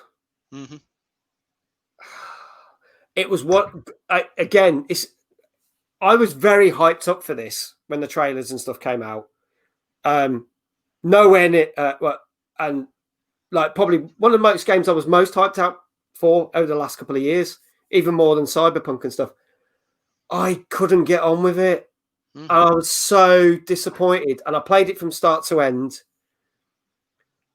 And I just felt let down by it. And I still can't put my finger on it. I did, about 8 months later, give it a second playthrough. And things did pan out very differently in the game, because doing what you do, the strands and stuff, you still kind of get some of the same endings. But I discovered different things and it was better. But for some reason, I just felt disappointed by it. And I'm really gutted for it, because I wanted to love it so much. I'm still to this day, I can't really answer that question. I don't know why. I'm hoping they'll do a sequel, because spoilers, it was depending on what ending you got, it was lined up for a sequel, depending on one of the endings. Malvin, what did you said you thought it was great? Yeah, loved it. Yeah, I got it back in the day when it was on disc. So yeah. Show me age now. I still haven't got the DLC, which came out 2 years ago, because the DLC came out a full year after, Mm-hmm. which is Moon Crash, and I've heard very good things about that because it is a standalone thing. I will probably give that a whirl and see if I can get back into it. But I've been looking at that as well, because that goes for a slightly different style of gameplay as well. It's going to be more of the roguelike gameplay where things change with each playthrough. Yeah. So I'm definitely intrigued by that one. It's on the list. I think I'll get it at some point. I hope they do a sequel. And I hope I like that one better. I didn't think it was a bad game. I just didn't think it was an excellent game. For me, it just kind of, it's one of them that I've actually just forgotten about, unfortunately. But that's a shame. Dave, go on. It's the next one. The other one that I've played on the PC, which is coming to the Xbox, probably just the Series X, I think next year summer. Microsoft Flight Sim. Yeah. My PC can just about handle it. It makes the PC sweat a bit. I can't get near the graphics they show from the trailers, unfortunately, but I can get it looking pretty reasonable. I've been enjoying that. I haven't played it a huge amount, but I did manage to get myself a flight stick for it before the flight stick sold out and went crazy prices. So I've been playing it properly with a flight stick. It's just really cool. I just loaded it one day. I was flying around Egypt, just looking at all the pyramids that were there. That was actually really interesting because, obviously I know that the pyramids of Giza, for example, are there, not right next to Cairo, but I didn't know there's all these other pyramids quite so close to it, just like further down than on the one side. So that's quite interesting to fly around, find all these things. There's plenty more places I need to fly around in that world and just have a look around. Especially since I can't go anywhere this year, it's a nice bit of escapism. Actually, go and see some places. A world tour without leaving around. I've been enjoying it just for that. Nice. It does look amazing. I've seen people and all the different add-ons and stuff. It does look absolutely beautiful as a game. I'm going to throw two at you in no particular order. One which got very mixed reviews, but I actually really enjoyed it. And considering it's an offshoot of a main game that's much loved, and I don't really like that game, was Minecraft Dungeons. I had great fun over the summer playing Minecraft Dungeons with the funny little characters going around. It reminded me of Gauntlet, if you remember Gauntlet back in the day. Oh, yeah. 1980s game. I absolutely adored it. It didn't get great reviews. It got average reviews. They brought out loads of free DLCs plus paid DLCs. It's kept me entertained. It's just great fun. It's a nice little dungeon crawler. It's some of its difficulty ratings are quite challenging. You get through the first lot of things, you think, this is a piece of cake. You set it on the higher difficulties, it's a big challenge. So if you've not tried it, give it a whirl. Might not be everyone's cup of tea, but Minecraft Dungeons. And another game, bit of a puzzler, which actually came out last year, but I think only came to Xbox and PlayStation this year, was Untitled Goose Game. Oh, yeah. That's a popular one around here. I have never thought that I would get so much fun by playing a goose and being an absolute dick to people. By nicking their lunches, turning sprinklers on, destroying shops. It's just so much fun. It's only like a 4-hour game, but it's great fun. And unfortunately, I think today is the day they're taking it off Game Pass on Xbox. I've got through it, but I wanted to actually play it in co-op because they added co-op to it. So you can have two gooses going around honking like nutters. So I think if that comes back around, I would quite happily buy that. But I thought that was great fun. If any of you have played it or anyone in the chat has played Untitled Goose Game, it's worth it from me. Oh, I've played it as well, mate. The rest of the family's played it as well, and they both absolutely love it. It's a great family game. They've played it two-player, the wife and daughter. They've had great fun doing that. As you say, it's just fun, just annoying all the people in the village, isn't it? Just upsetting them. Just getting chasing the poor boy into the phone box. Oh, yeah, there's a little kid that gets locked in the phone box, and his dad has to come and let him out. So what are you scared of? He's like, the goose, Hank. So yeah, great cracking. Mulvin, let's get another two from you. Oh, what can I say? The Outer Worlds. Does anybody play that? I've not I've downloaded it and I would like to play it. Again, it's very Fallout-esque, isn't it? I believe. Yes. Yes, it's very open world. I was a little bit disappointed with this, to be honest. Okay. It was it was going along really well, and then you get, spoiler alert, you get to the prison at the end, and it's just reminding me of the old Sonic game where you had to bounce on the baddie all the time to kill him. Oh, really? And that's what the end game was all about. You had to bounce on the robot at the end just to get your man out of the prison. And I thought, oh, for goodness sake! And none of the previous part of the games was any part of that at all. I don't know why they put that in, but it really spoiled the game. Don't you find that there is a lot of games where you get to the final bosses and they're actually a massive letdown compared to the actual game, and you think, some of the other things I've done have been far more challenging than this. Why do they do that? Yeah, it's really weird. It happens with a lot of games, doesn't it? I think Mass Effect 3 is a good example because that had that whole ending controversy where you got to the end and it kind of just gave you 3 choices to pick from. You'd done all this other stuff with your character over all the 3 games, and some of it didn't seem to matter. Because I'm sure there's one bit that I did in the 3rd game to resolve an issue that didn't really come up in either those 3 final choices, and actually one of the choices went against what I'd already solved. So it unfortunately happens. I just can't finish them off properly. Let's run out of ideas, I guess, or maybe it's the last thing they'll do. They have to rush it out. Just think, oh, that will do. No one will get to the end. Only a small percentage. Let's not worry about it. It seems to be a common problem. I wish people would stop doing that. Don't get me wrong. I don't want something that's so difficult I'm not going to be able to complete it. But I don't want something that's so easy that it makes the big boss fight at the end just a bit like, oh, okay, was that it? There you go. Chuck us another one, Malvern, from your list. I played this one on Steam on the PC, and it's more of a puzzle game, really. It's called the Turing Test, and it's based on the actual Turing Test. And it was just a matter of moving blocks around and getting around a maze, and really good the way they done it, really. But yet again, got to say, the end bit, spoiler alert, everyone, the end bit really killed it. I think they must have just run out of ideas, as we just said. There was 2 options you could take at the end, and either one wasn't really satisfying. Yeah. and you had to kind of prove, would it be best to be a human or a machine, which is what the Turing Test is all about. Right. Okay. But yeah, the general puzzle game before that, excellent, really. So that's why you stuck it on your list. Yeah. It's not enough to ruin it, like you said with no, the Outer Worlds. Even though that's disappointing ending, it's not enough to ruin the game. No, not really. Not really. Okay. All right, Dave. Let's have some more from you. Okie dokie.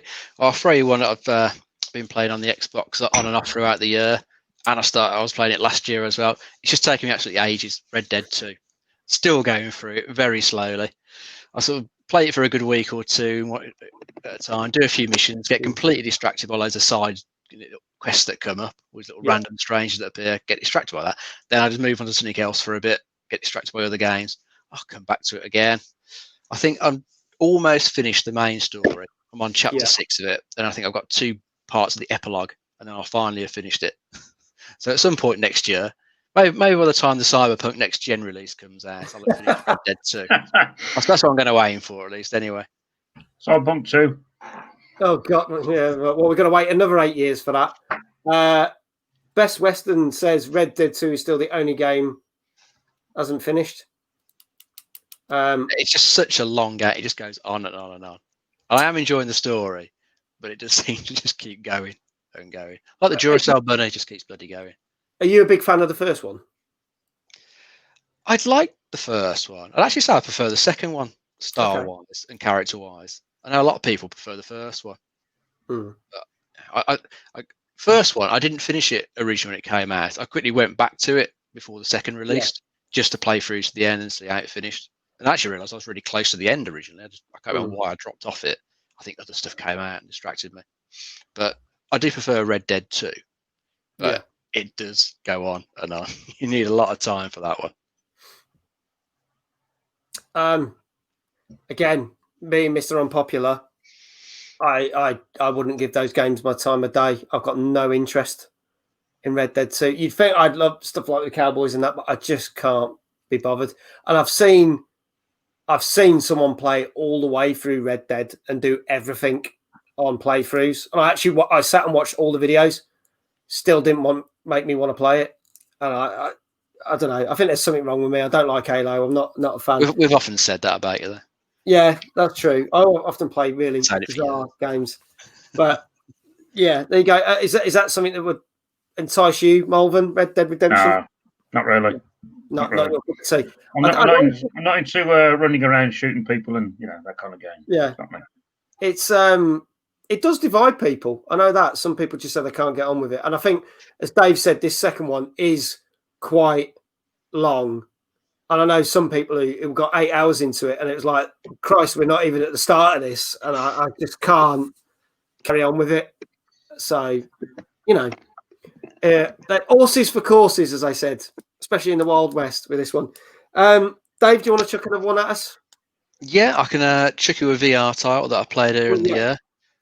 It's probably would be my favourite that I've played this year because the experience of it was brilliant. But it's a game. It was a big game, but probably not a huge number of people would have played it because of the platform it was on. It was Half-Life Alyx on the PC, and you needed a VR headset to go with it. It was the reason I picked up the Oculus Quest because I could connect that to the PC. So I had the Quest, and then that was standalone. I connected to the PC. I had best of both worlds. So Half-Life, it was just absolutely fantastic game. Completely absorbs you. You are there in the world, taking out the Combine, and the things that really sell it. It's all the little bits it gets you to do to really sort of pull you into the world. Just simple things with your gun. You press the button for your clip to eject. Reach behind your back to pull another one out your backpack. Slide it in. Then you've got to cock the gun as well with using the controllers, and it just really just sells the whole experience to you. It's fantastic. Just so many nice little touches to it, and that did stick. The ending on that was really good. That's probably one of the best endings I think I've played this year. Fantastic game. Yeah. It's how long is that game? Oh, it's a good length, about 10, 12 hours, I think. It's a decent length VR game. For a VR, yeah. It's now really the sort of tent pole that you're going to measure everything else against. Yeah. I think a lot of games are going to have trouble matching up to it. It's so well done. I'm going to play a trailer for it because we're going to play some of the trailers for some of the games we're talking about. So I'm going to whack this trailer on and we'll talk a little bit more in depth. But I am a big Half-Life fan. Unfortunately, I've got no VR headset, so I can't play this. But if I could, I certainly would. So let's have a quick look at Half-Life Alyx.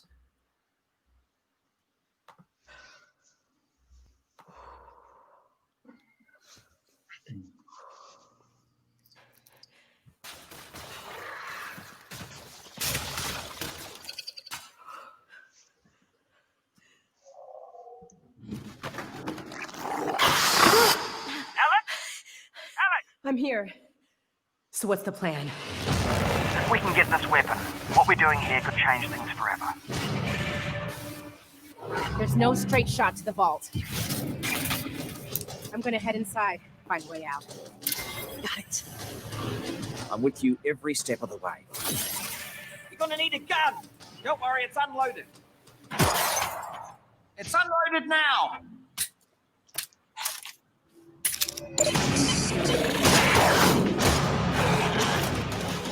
Combine channel's really picking up. They know you're coming. You need to get out of here now.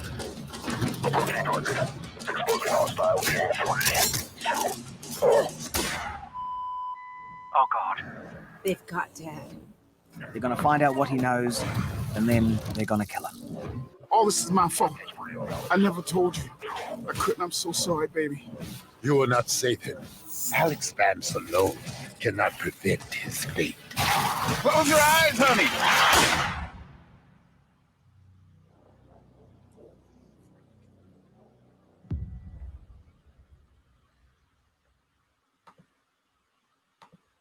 Okay. There we go. Half-Life Alyx. I definitely, basically, just brings the whole Half-Life world in.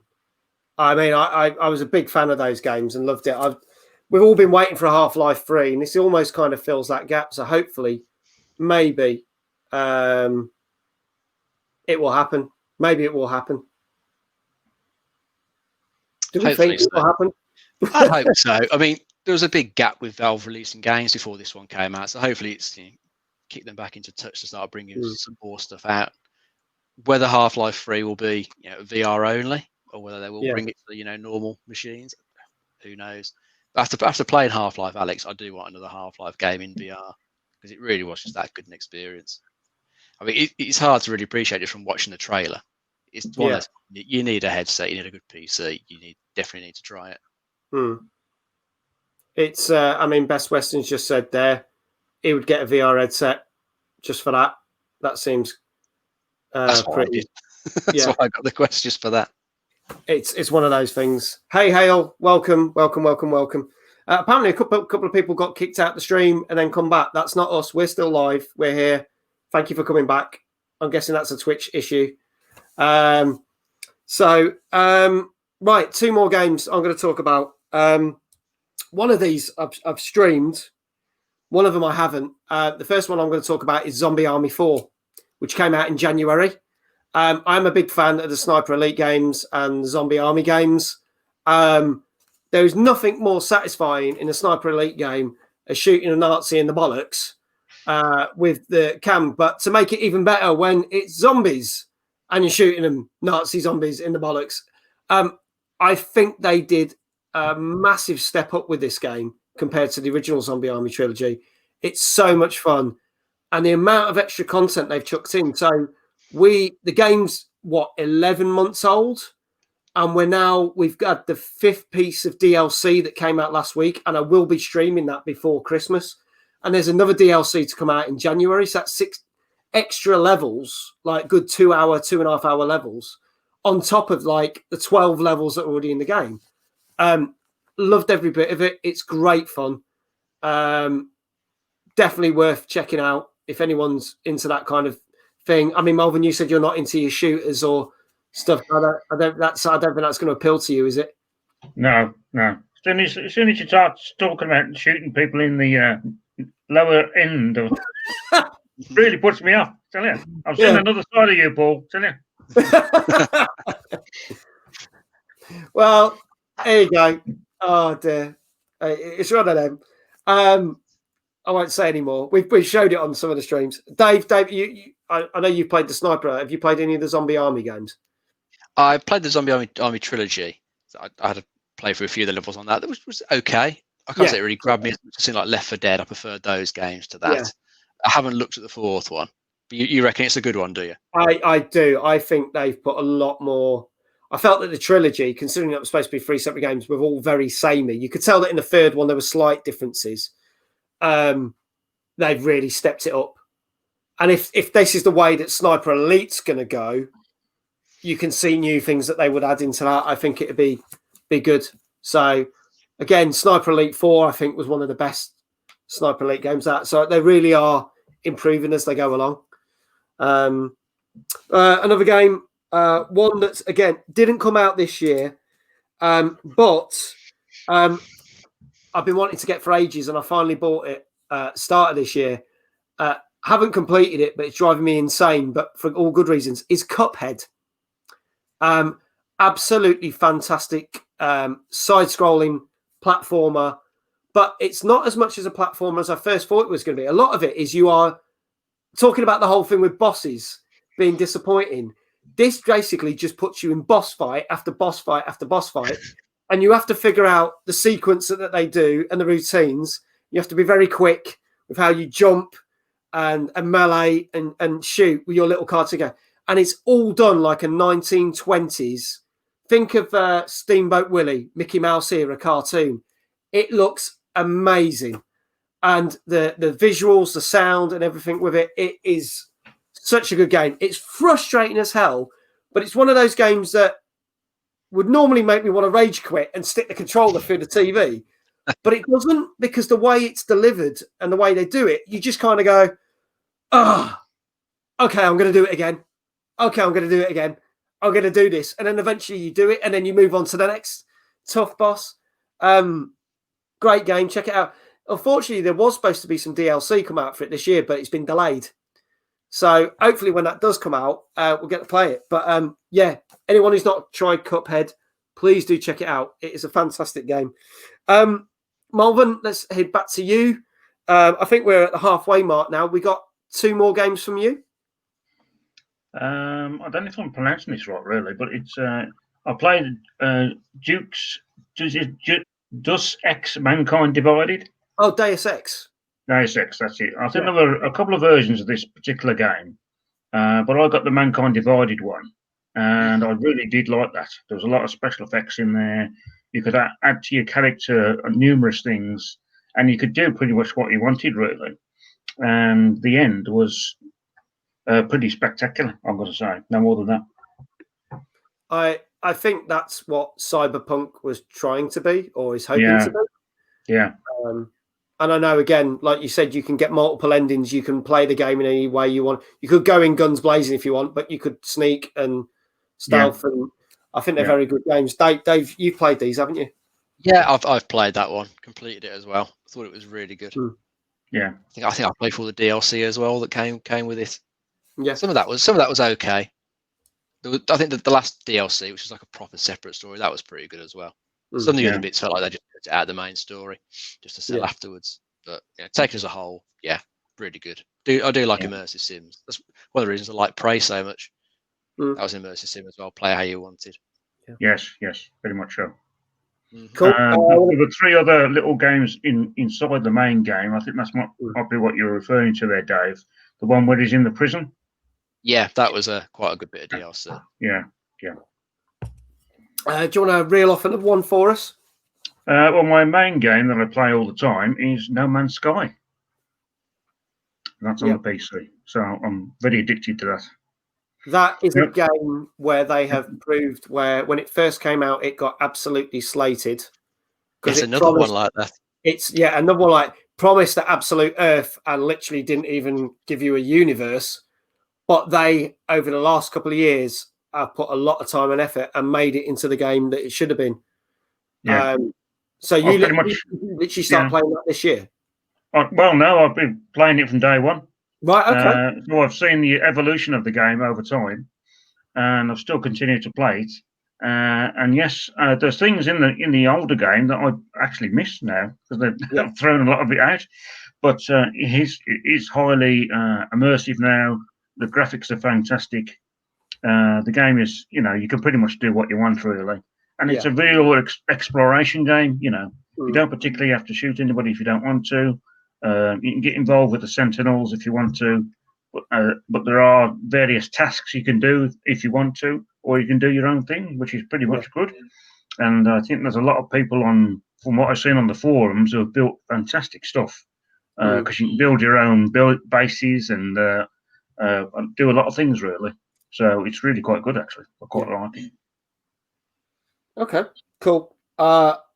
Again, it's one of those games I probably one day will get round to playing, but because I'm playing a game that's very not similar in the type of game, well, the style, which I will talk about in a bit. It's you have to invest a lot of time. That's the thing. Oh yeah. In the early days, you have to invest a lot of time in it, building a lot of stock up before you can actually build anything. But that's part of the game. You have to go and find where this stuff is. Once you get to once you get into space, it's pretty easier then, because then you can go to the ports and then buy stuff. So it's pretty easy to get stuff then, and then you can go on then to get your freighter. The new thing that they put in this year was the life form ships, and that particular challenge is the most frustrating one they've ever done. I don't know why they made it so difficult, but it is the most frustrating thing to get a life ship. It really is, because it goes on forever, and then you don't feel as though you've achieved much at the end of it. Really. Okay. Dave, I'm going to throw it back to you. I'm going to say that I'm just wondering about the future of No Man's Sky, because all of these updates over the years have been free. I've only paid for it once. Yeah. So I'm just, I wonder how long they can continue to put out this free stuff. Yeah, I I will answer that question with something in a minute near the end, which will lead to our last video that we're going to show, because it might go down that route. I'm not going to say it's going to go down that route. I'm being cryptic again, but I will let you know how I think they might go down it. Right, we're cracking on because we've got about 15 minutes, so we're going to have to blast through some of these. Dave, give us another two of your. Okay. Well, another one that I've been enjoying. It's out on PlayStation and PC. Hopefully, I'll come to the Xbox at some point because I think you probably like it. It's Fall Guys. Yes. Probably heard of that one. That's just good fun. Absolutely loving that. Myself and my daughter play that. It's just simply fun. Makes us laugh. Yeah, well, I think you can give a better recommendation than that, really. I will.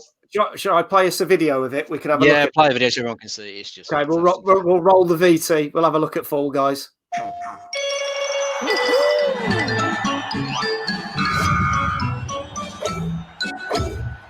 Never dreamed anybody could kiss that away, bring me bliss that away. What a kiss that away, what a wonderful feeling to feel that away. Tell me, where have you been all my life? Oh, hot diggity dog, ziggity boom, what you do to me? It's so new to me. What you do to me? Hot diggity dog, ziggity boom, what you do me tight.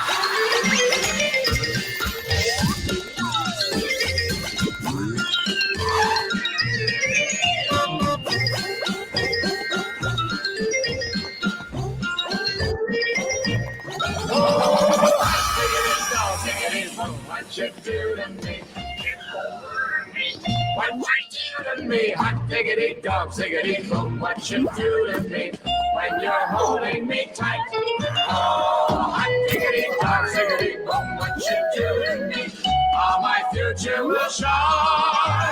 Hot diggity dog, ziggity boom. What you do to me from the moment you're mine? Hot dog.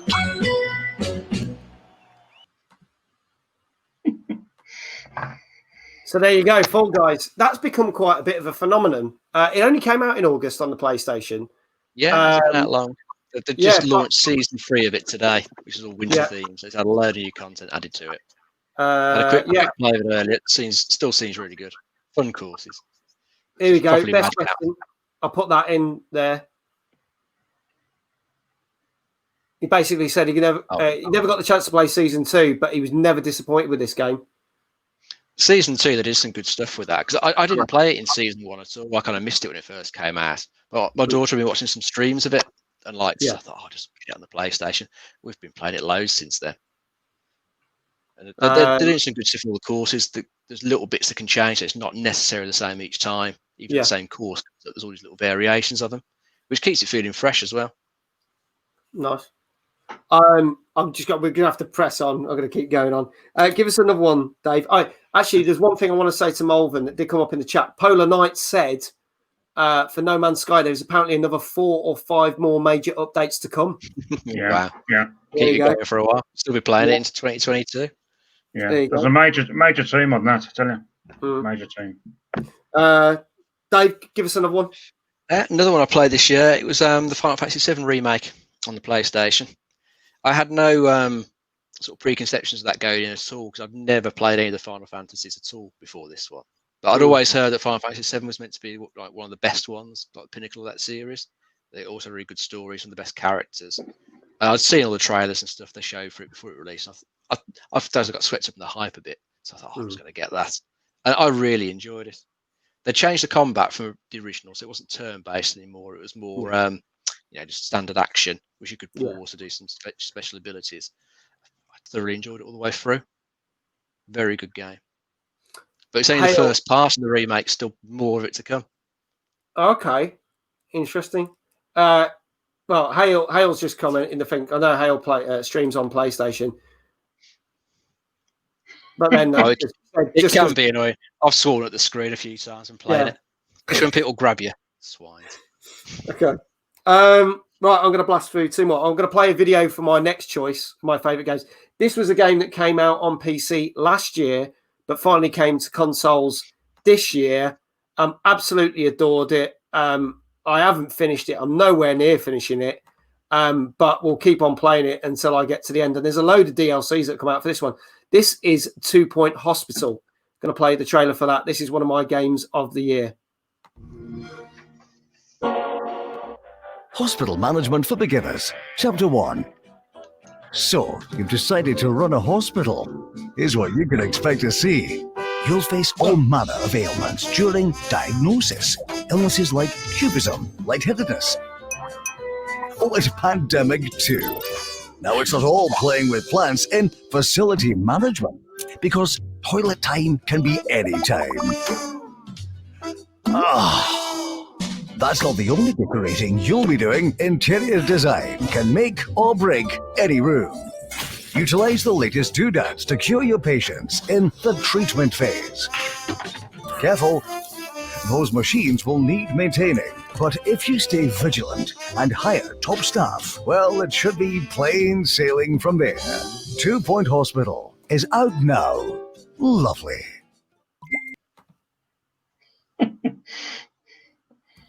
So there you go, 2 Point Hospital. If you remember the days of Theme Hospital, this is the most amazing successor to this, and I think they turned what was already a fabulous game into something even better. Absolutely adored that. Spent many an hour playing that. My other one, which came out last year, but ironically only started playing this year, and it's probably more apt because the game is all about a pandemic, is The Division 2. I love the first Division. I sunk many hours into it. I actually think I've sunk more hours into this one. And I love the way that they've added so much stuff to it. They've only added one paid DLC, which was pretty huge, which was Warlords of New York. But then all the other stuff they've added and all the extra missions, and they're still adding stuff, makes me keep coming back to it. And I know, Dave, you play it. Yeah, I keep going back to it. I really enjoy it. And I'm sure they're going to release more stuff.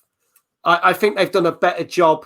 I don't think the main core game was as good as the first, but I think everything else they added was far better than what they did with the DLCs in the first game. So that's kind of what surpassed it for me. There's so much more content. So yeah, Division 2.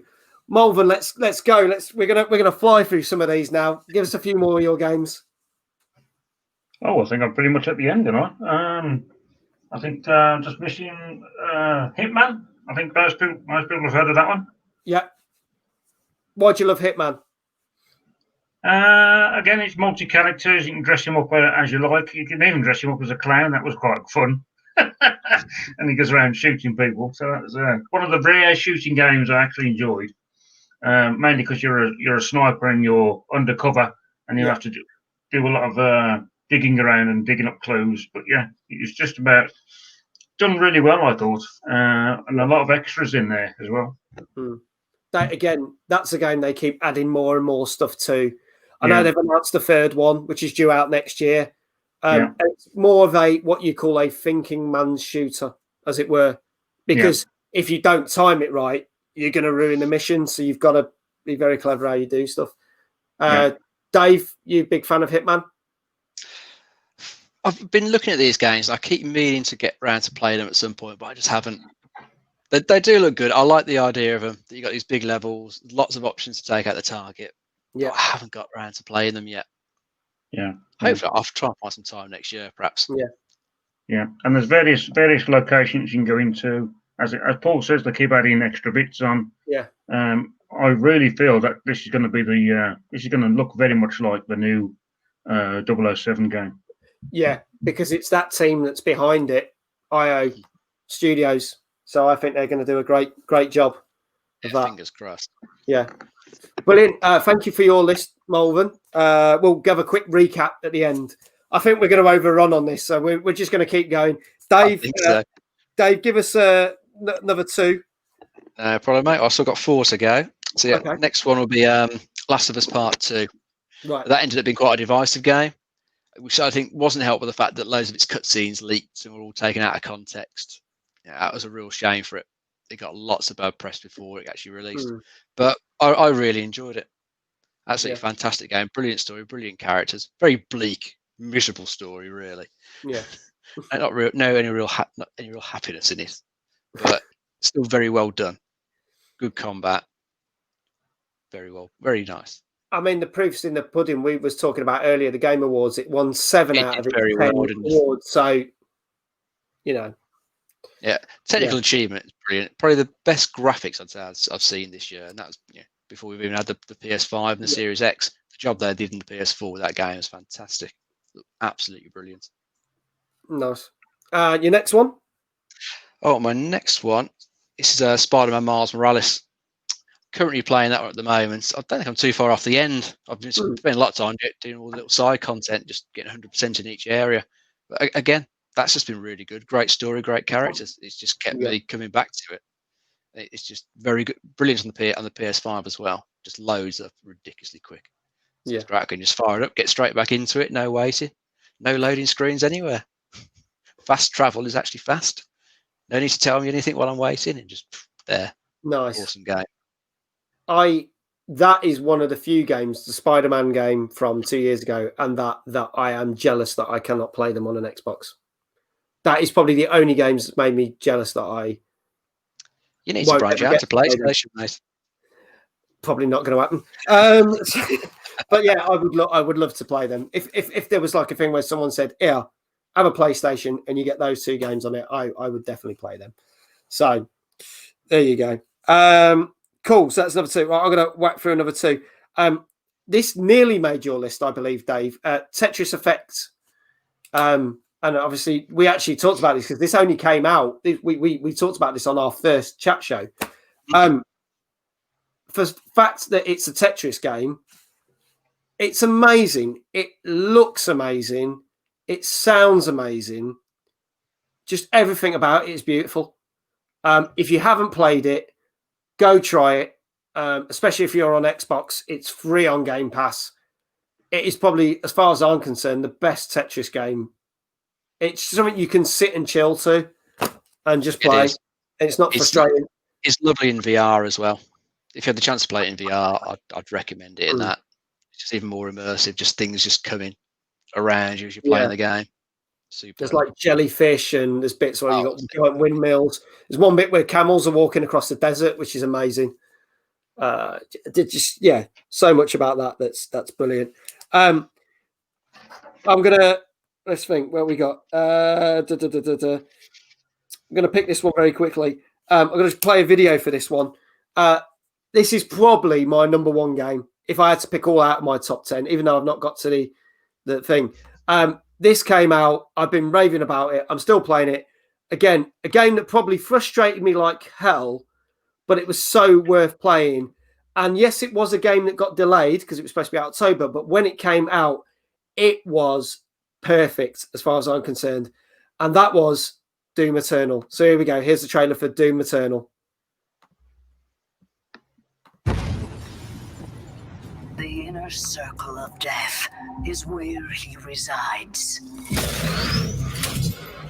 Hunting them at the far reaches of the earth and beyond. And with him lies our salvation.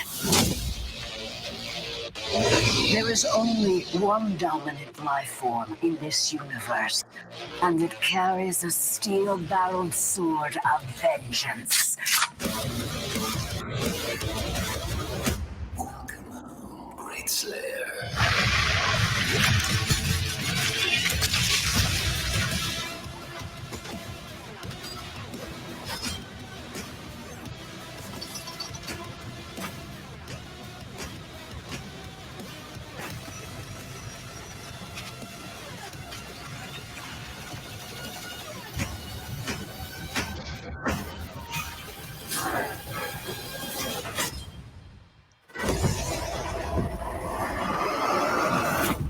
The Slayer's time is now.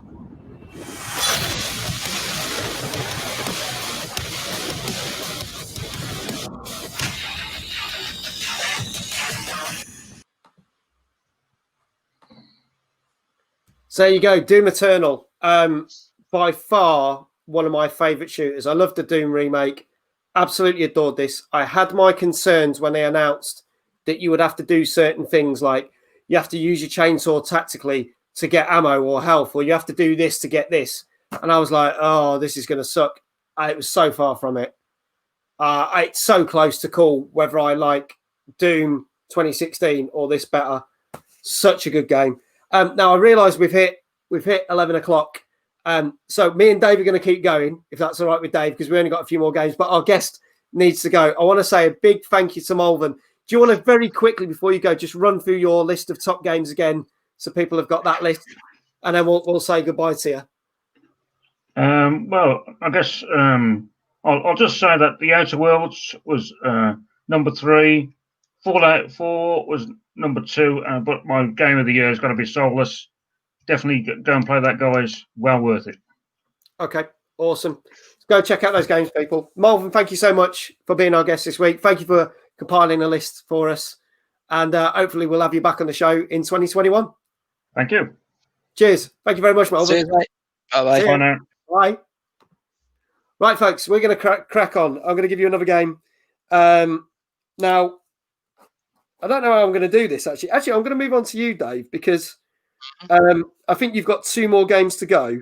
That's and right. One of these games I think you're going to do last, because we both agreed. Yeah, cross it over with us, isn't it? That we both enjoyed this. And then my last game will tie in beautifully to our final video. So it's almost like we planned this, but we hadn't.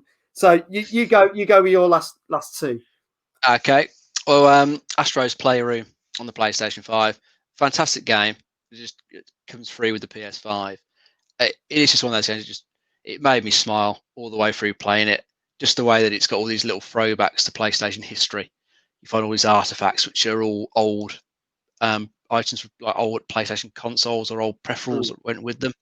And you've got all the little bots in the levels doing things, acting out scenes from some of the games that have come out in the past. Like there's a couple doing a bit from Resident Evil, some from Final Fantasy, etc.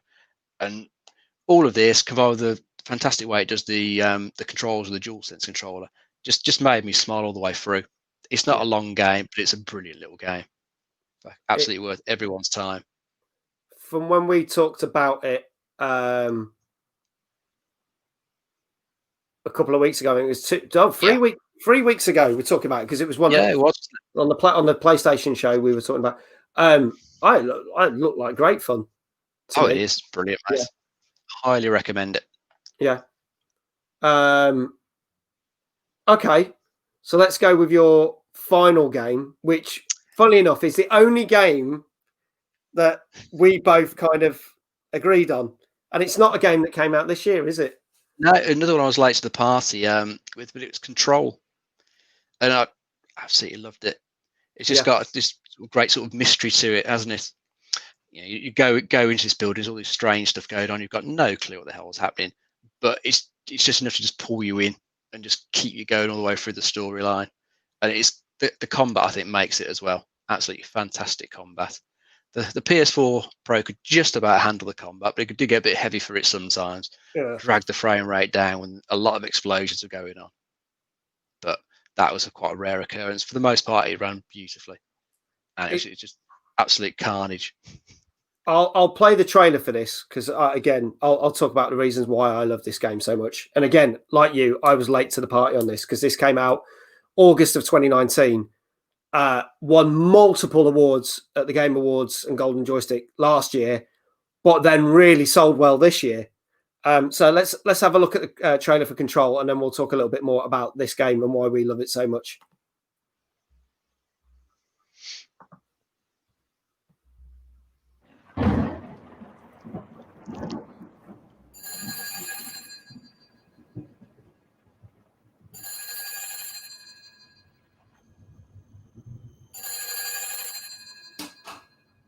You called me. So here I am. I see that look in your eyes. Things change when you become director. Go fly. Something's coming. Something unbelievable. Unknowable. Storm in the quiet. Chaos of biblical proportions.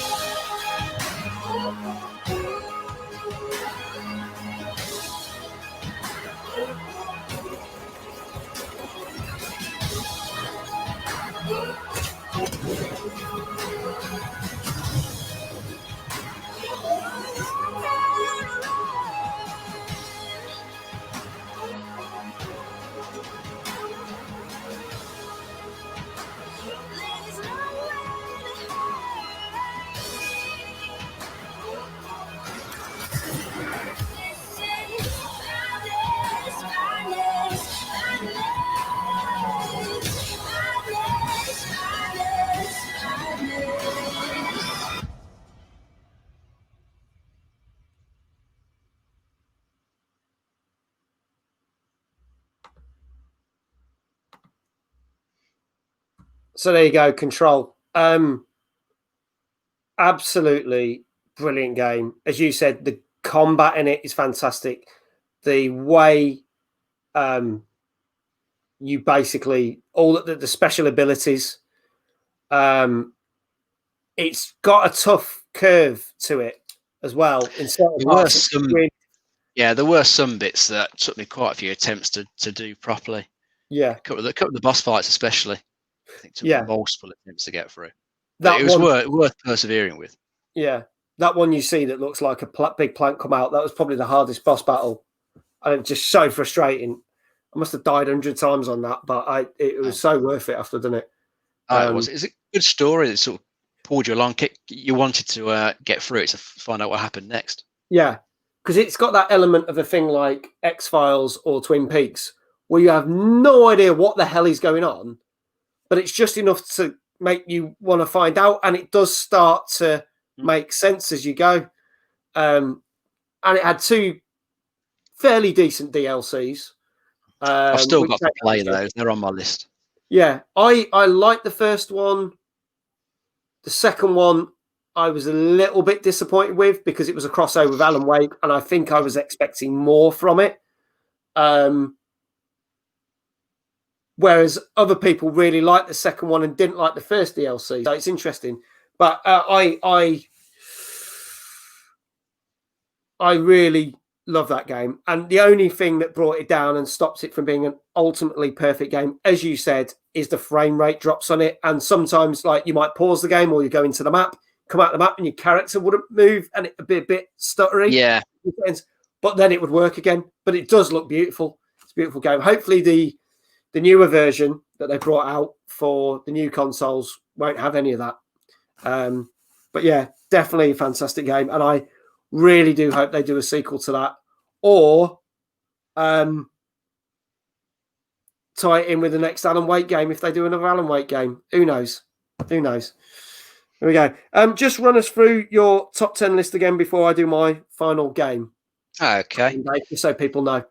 Yeah, it wasn't in any particular order, but my favourite for the year would be Half-Life Alyx. And then the other ones I mentioned were Prey, Flight Sim, Red Dead Redemption 2, Fall Guys, Final Fantasy VII Remake, Last of Us Part 2, Spider-Man Miles Morales, Astro's Playroom, and Control.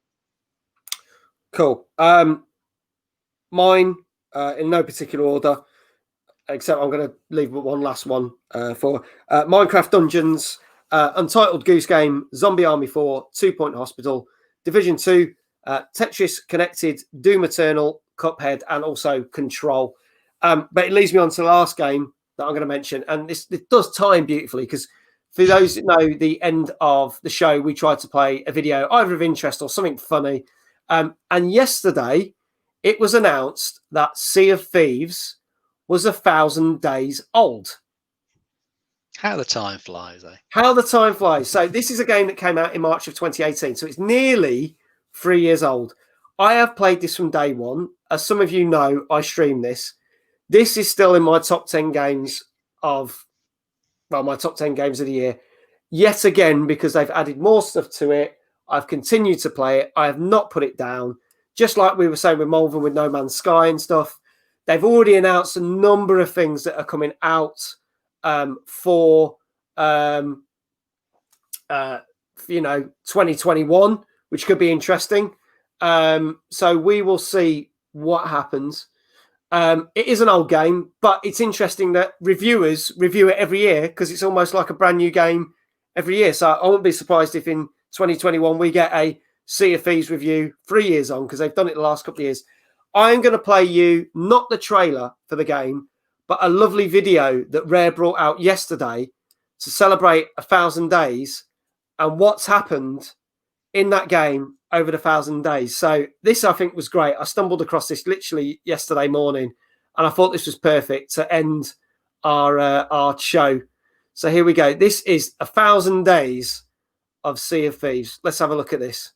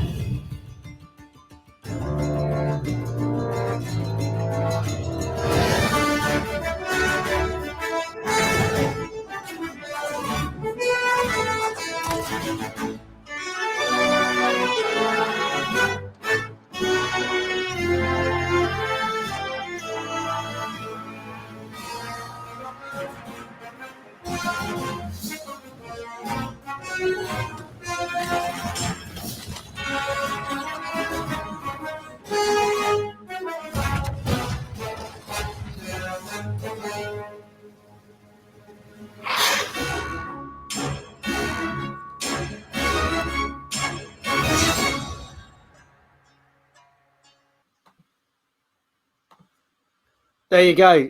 So for anyone who's not familiar with that game, the days actually correspond with every time they added DLC to it. So there was a big gap because it was out for 3-4 months before the first DLC when they added the Megalodons.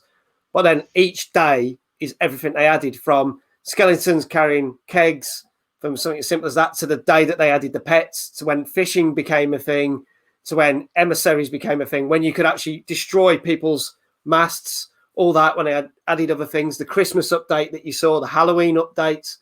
I just think that's a brilliant video, and it sums up why I love that game so much. And I'm very, very excited to see what they do with it in 2021. And it's probably something that I hope, again, I don't put down, and that I will continue to stream on this channel for another. I hope I'm sitting here in 12 months' time, Dave, and saying to you, I can't wait to see what they do in 2022. I'm sure you will be, mate. They're just going to keep adding to that game, aren't they? Yeah. It's I absolutely love it. I know people have a moan about it and stuff, but it's really good. There's funny thing in the chat when I did the stream last Friday. I did cut it out. I have to edit down the Sea of Thieves videos massively. But about 2 weeks ago, we were playing it, and the people I was playing with it weren't ready to join the stream, but I'd already started the stream. So the first half an hour was me standing on the docks talking to the people in the chat. So that's why everyone's going on about let's stand at the docks for 30 minutes. But there you go. So I absolutely adore that game. So that's in my top 10 list, even though it's probably the oldest game on my list. But there you go. So I think that's pretty much it. Thank you so much. I know we've overrun a bit. Well, actually quite a bit, by about nearly 20 minutes. Sorry, Dave. No worries, mate. Thank you to our guest, Mr. Malvern Parker, who's here. Thank you to everyone that's been in the chat. I will be in the Discord after if you want to discuss any of these. Let us know what your favourite games of 2020 have been. This is the last talk show of 2020. We will be back the first week of January, more than likely discussing a lot of those games that were announced at the Game Awards and future games that are due to come out in 2021. And we'll be giving some of our predictions, me and Dave, what we think will be good and what might get cyberpunked and be delayed for long times.